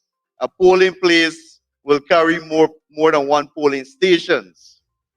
And they will misinform, in some cases, willfully misinforming voters as to where they can vote and that their names are not listed on that particular list. There is a penalty for that, Mr. Speaker, because that is taking away the rights of people. And we know that once people are frustrated, and that is the purpose of doing that. Once people are frustrated, they don't go to a polling station, but they return home. And a vote is lost. Mr. Speaker, the issue of lists being given to polling counting agents on the morning of election. And this has been a big issue, and we have recognized this, and we have seen this during the recount, where we sat in this very building for 33 days to recount every single ballot cast in this country. And yet, the opposition mentioned 2020 as if it was nothing to worry about. Mr. Speaker, there were many instances where polling agents were given the list, and we know that they're normally giving the OLE the list of proxies, the list of discipline services members who would have to vote. Those lists are given to the polling counting agent on the morning of election. And in most instances, at the close of poll, the presiding officer will tell the polling agents that they will have to collect back the list. We are changing that. It should not be based on the discretion. But we are amending it here to say that the lists given to the polling counting agents must be kept by the polling counting agents. And mind you, Mr. Speaker, that every single party will have a polling counting agent at every single polling station, depending on their ability to do that. So it is not favored or it is not designed to benefit any particular political party. More so, it is not designed to benefit the People's Progressive Party. It is designed to ensure that there is fairness among all the parties and that all the polling agents representing all the different parties are allowed to retain and keep their lists so that it becomes the property of their party in case of any disputes after that. Mr. Speaker, the list of proxies. The list of proxies, and this is very critical because this is one avenue that was used in those years of rig elections. It was abused in those years of rig election, where people were forced to sign proxy lists to give up their right to vote to the next person. So what we are doing, attempting to do here, Mr. Speaker, is to ensure that we put it into the law. To state that the list of proxies must be posted up on the polling station, outside of the polling station, sorry, before election day. So that if there is any objection, it can be taken into account. Mr. Speaker, how can this be an amendment that will work against anyone who want a free and fair process? How can an amendment like this favor one political party only? It is amendments that will bring fairness to the process. It is amendment that will bring fairness and transparency and ensure that there's a level playing field for all political parties, and not only the People's Progressive Party. Mr. Speaker, if we may, the Honorable Attorney General spoke on the tabulation, but if I may go a little beyond that, as to recount, requesting a recount. And we can recall that in 2015, when our counting agent in Georgetown, the Honorable Charles Ramson, as the counting agent, requested a recount, but we couldn't find the officer. We couldn't find the officer before 12 o'clock of the following day to submit that letter requesting a recount, because the officer obviously went into hiding. So we are changing that now, Mr. Speaker. We are changing it that if we cannot find the RO for some reason or the other, or in some cases, the supernumerary returning officers, in the case of Region 3, 6, and 4, that the letter of recount can be served to the chairman as well as the CEO before 12 o'clock of the following day. And that is fair. What is wrong with that? What is unfair about that? What in that is giving the advantage to the People's Progressive Party? It applies to the opposition too. They can do the same. They can also serve a recount letter request to the chairman or to the CEO. So there is nothing in this, Mr. Speaker, as the opposition want to see, that is giving advantage to the People's Progressive Party. Because we have heard a lot about that. We have heard a lot that the People's Progressive Party is amending the Representation of People Act to favor them and to ensure that they stay in power. Mr. Speaker, we will stay in power because of our track record, because of the development that is taking place, because Guyana is the fastest growing economy in the world, because we are having new revenue stream every single day, the latest one being the sale of our carbon credits. So, Mr. Speaker, the opposition is obviously running scared, and they know that the writing is on the wall, that they will remain in the opposition benches for a number of years. So they're trying to clutch at every single straw. Bringing out 2 or 3, 5, 6 persons to pick a GCOM every single day about bloated lists. The member said that we might have a list that is bigger than the population of Guyana. Mr. Speaker, if you look at some of the Caribbean islands, it is a common trend. It is a common trend in small populated countries where there's high migration rate, where people travel to work in different countries. But it is their democratic right to stay on the voters list once they're Guyanese. That is their right. We cannot take that away from them. That is their entitlement as a Guyanese. And as the Attorney General mentioned, they could live where they want to live. But because they're Guyanese, they're entitled to be registered and come home to vote. The APNU AFC is trying to take that away from Guyanese. That is undemocratic. That is undemocratic. So, Mr. Speaker, they're trying to clutch at every single straw. We made it clear on the biometrics issue. We heard tonight that the PUP is against that. We have never said that.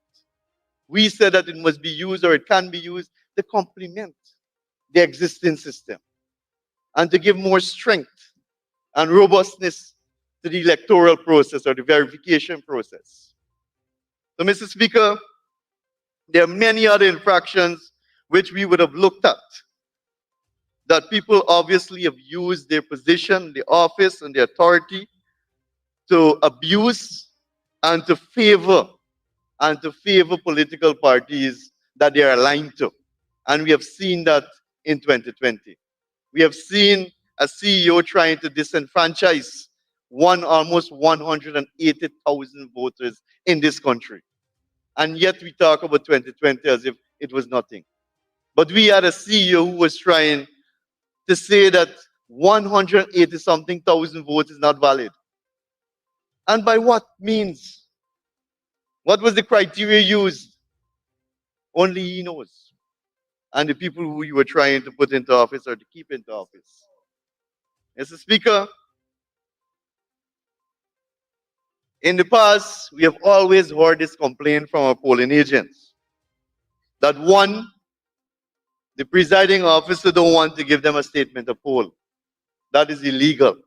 And we have enforced it in this amendment here, Mr. Speaker, that every single polling counting agent must be given a signed, correct copy of the statement of poll. A signed, correct copy of the statement of poll. And it is an offense, there is a fine, and there is jail time to it, Mr. Speaker. Another complaint that we've heard many times is the GCOM officers tell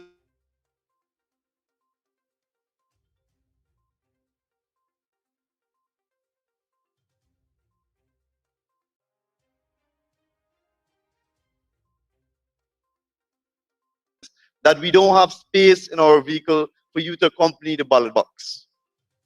And it is based on their discretion how much they can take, how much portions they can take, and who they want to take.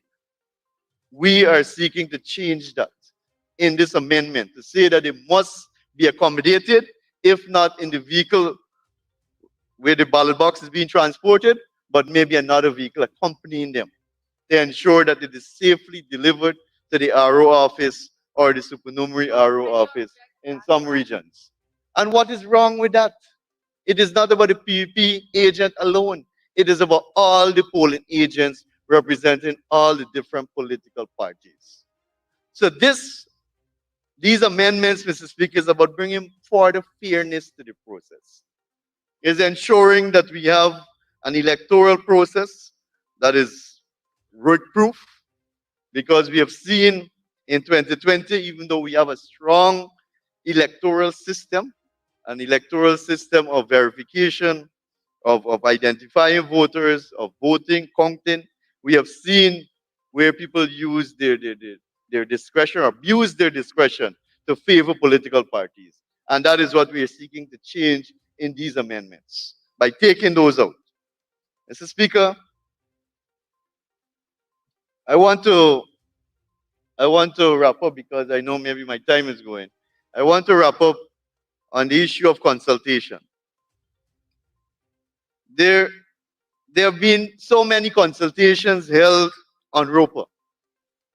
ROPA has been in the public domain for almost a year or maybe over a year, Mr. Speaker, where every single Guyanese, every single organization in and out of Guyana had an opportunity to make their presentation, to make their submissions, to make their contributions. And I have personally seen many submissions from a lot of organizations in Guyana. I've personally seen that, but none from the opposition. none from the opposition that's being paid with taxpayers' money, that enjoy the same benefits as our MPs over here, because there is no interest.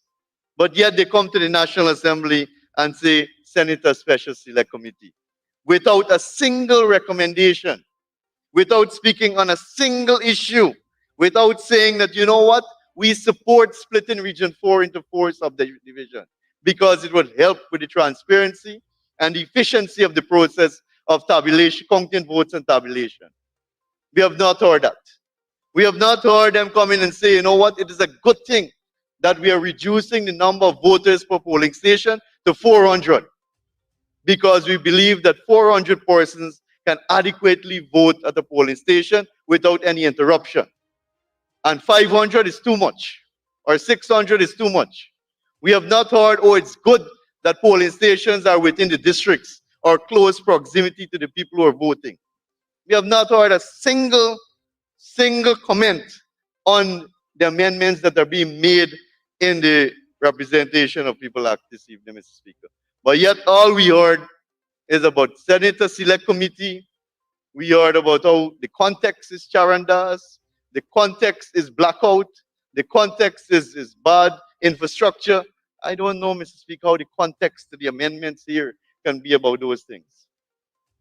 So, Mr. Speaker, it shows that we have an opposition that obviously don't value democracy. They don't value the rights of our people, and they're not willing, or they're not maybe not able to represent their constituency. And yes, the honorable member is right. They have a large constituency. The last elections, what, 216,000 Guyanese voted for the opposition. The figures are there, it's public. And we respect that. As a matter of fact, we love the 216 voters. We're trying to win them over right now, with much success too. So we are representing them. We are representing all of Guyana. We're not only representing the people who voted for the People's Progressive Party. And these changes here are being made to safeguard the rights of every single Guyanese. Every single Guyanese, regardless of which political party you support. Because every single Guyanese would like to know that their vote is secured, that it's counted, and their rights are protected when it's being tabulated or declared at the end of the election. So these amendments, Mr. Speaker, is a representation of the will of the people. It is a representation of good governance.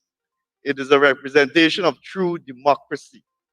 And as a government, creating a new modern Guyana, we will continue to make amendments to strengthen every single process, including our electoral laws. So, Mr. Speaker, I wish to fully support the Representation of People Amendment Bill 2022 and for successful passage in this House this evening. Thank you. Thank you very much, Honorable Minister of Natural Resources. Now call on the Honorable Rising Ford SC to make this contribution.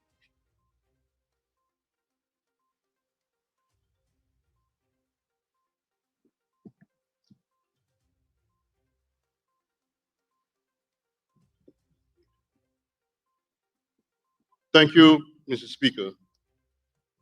Mr. Speaker, having listened to the Honorable Minister Bharat and listened to the Attorney General speak before, one might feel that the motivations for this bill, or that the reality or the purpose for which this bill was brought to this House would have been actuated by the best of motives. Regrettably, Mr. Speaker, we all too well know that the political context that brought this bill is one in which the People's Progressive Party seeks to put in place a mechanism and a regime that is self-serving. Mr. Speaker, it came out very clearly in the repeated comments made by Honorable Member Bharat. For most of his presentation, he made bare to the public and to the citizens of this country that this bill was motivated by what they were told, we were told, being the People's Progressive Party, and the measures that they wanted to put in place in terms of their subjective understanding, of their subjective reality as to what is necessary to change the system. Mr. Speaker, as in any system, those who would have emerged victorious, whether by plunder, whether by fraud, whether by deceit, but takes governmental control, will obviously seek to implement a system that supports them. But Mr. Speaker, it cannot be denied, it cannot be denied that a number of areas of importance for the people of this country that the People's Progressive Party this evening wants to speak so much about are not captured in this bill. And why, Mr. Speaker, it's not captured in the bill? Because obviously, listening to what Honorable Minister Barrett said, it would not have been the things that it would have been heard or would have been told to them. For example, Mr. Speaker, the recount period revealed numerous and hundreds of instances of voter impersonation. It revealed, Mr. Speaker, hundreds of thousands of instances of multiple voting. It reveals hundreds or thousands of instances of substitute voting, and certainly indicated and revealed, Honorable Speaker, instances of persons who were deceased and recorded as having been voted. And also, Mr. Speaker, they reveal instances of persons who would not have been in the country at the time and would be recorded as voting. Mr. Speaker, the absence or the failure by the People's Progressive Party to address these issues leads one to come to the conclusion that they are comfortable with such a state of affairs, that they wish to benefit and continue to benefit politically from such a state of affairs. Mr. Speaker, isn't it amazing? Isn't it amazing that the Honorable Mr. Barrett will come to this House and in the course of his odd 20 minutes presentation, say at least twice that his party supports biometrics, but it must be used in complement to the existing system. We would have thought, Mr. Speaker, that such an important and remarkable discovery made by Minister Barra this evening would have formed an essential part of this bill. But, Mr. Speaker, it is easy to talk the talk. It is easy to talk the talk about biometrics, but to come up short in this bill on the issue of implementing such a system because it is absent from the bill altogether. Mr. Speaker, the first speaker on our side clearly pointed out the circumstances and the obvious rhetoric which was absent. Because if you want to come and you want to speak about electoral reform and you want to start not many years ago, you don't want to speak about a chief elections officer who almost ran off with an election years ago.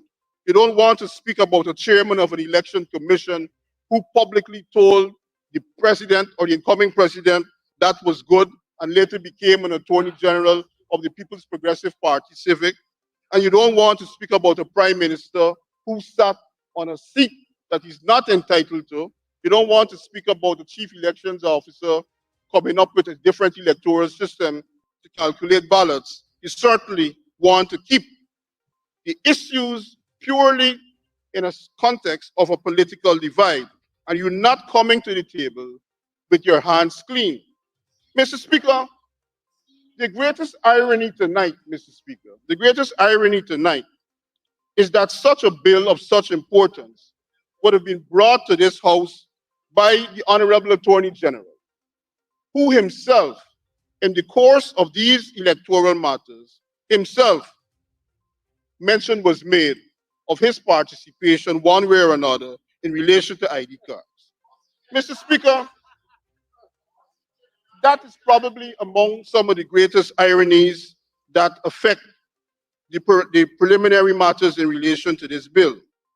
But Mr. Speaker, I would like to address three areas of concern in relation to the bill.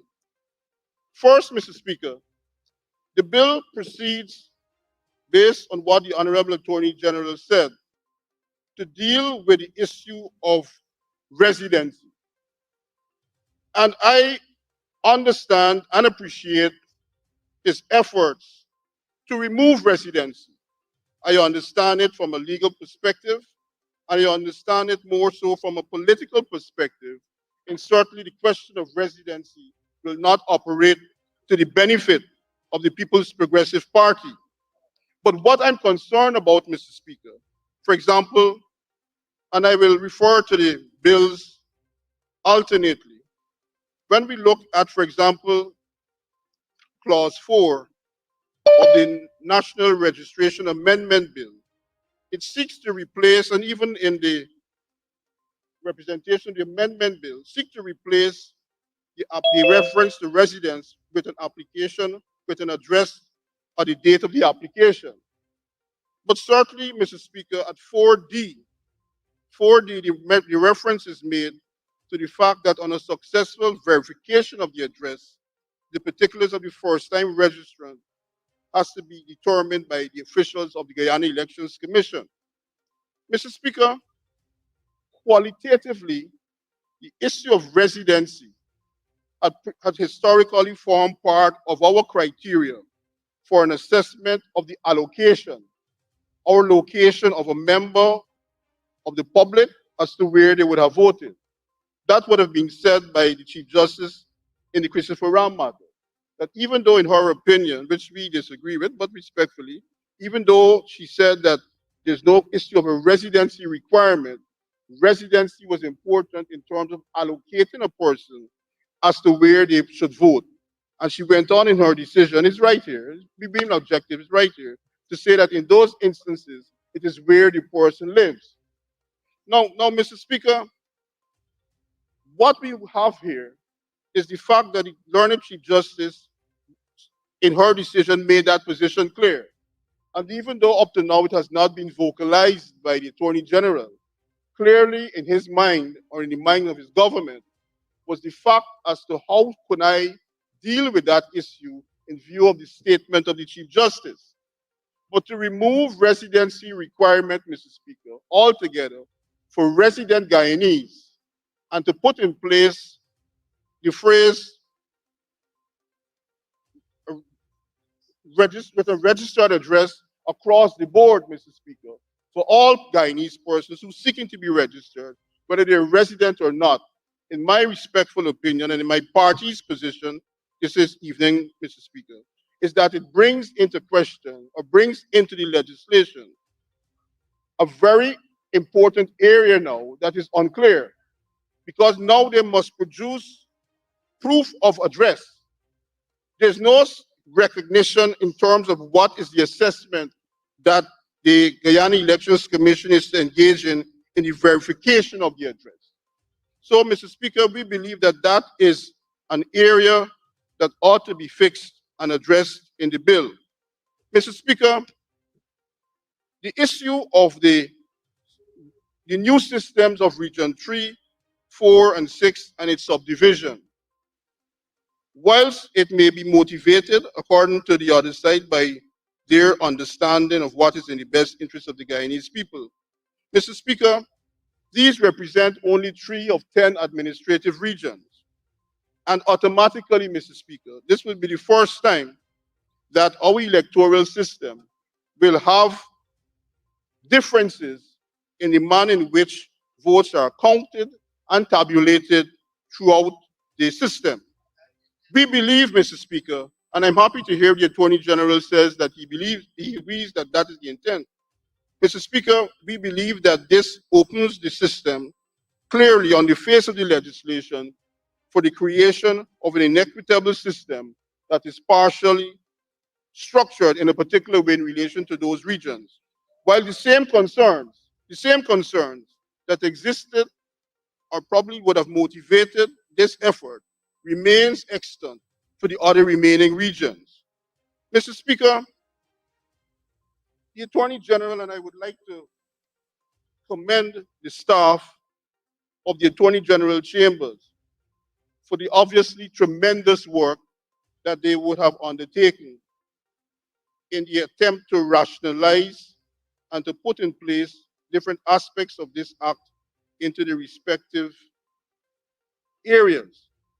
But I believe, Mr. Speaker, there's one significant area of the attempt which requires some review, and that is Section 33A 6, 33A6 of the Representation of the People's Act. Mr. Speaker, without the obvious change in 33A6, which previously I believe was Section 56 of the Election Laws Amendment Act, which has now been changed to deal with the question of a registered address instead of residency.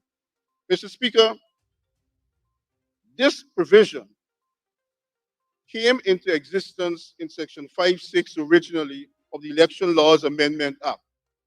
And it's important to note, Mr. Speaker, that at no time in relation to local government elections was this provision applied in relation to local government elections to the extraction of a list.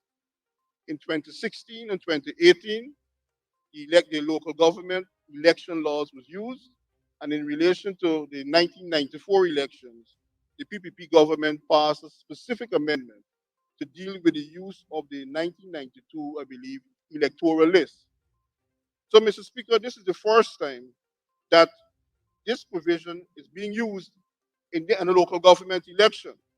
And what it does, Mr. Speaker, whilst maintaining in the Local Government Amendment Act or the Local Government Elections Act specific provisions dealing with the manner of preparation of a register of voters, deals with the manner in which a register of voters is to be produced, and more importantly, Mr. Speaker, the Local Authority Elections Act deals specifically with the standards or the qualifying criteria for electing those elections.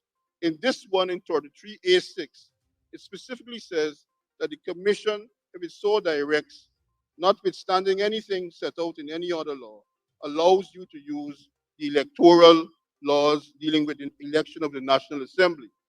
So, Mr. Speaker, what Section 33A6 in its present format does is to give the Elections Commission, and I respectfully believe, Mr. Speaker, and my party feels so too, that it gives the Commission the option of determining what would be the criteria.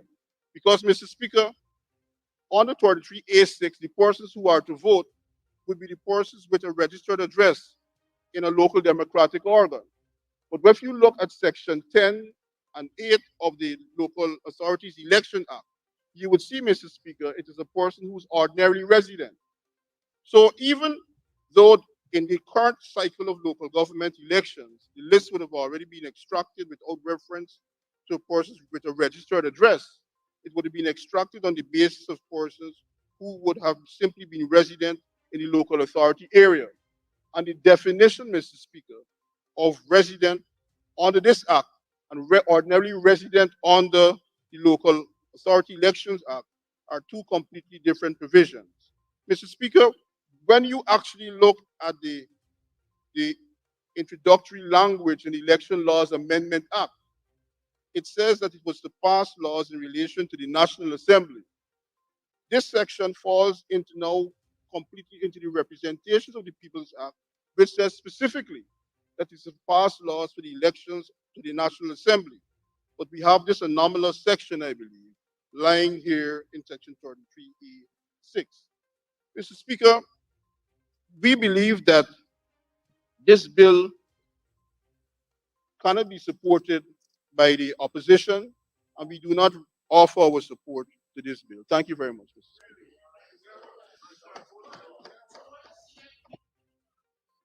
Thank you very much, Honorable Member, Mr. Ford. And now for the Honorable Member and Minister of Public Service, Ms. Sonia Pearl.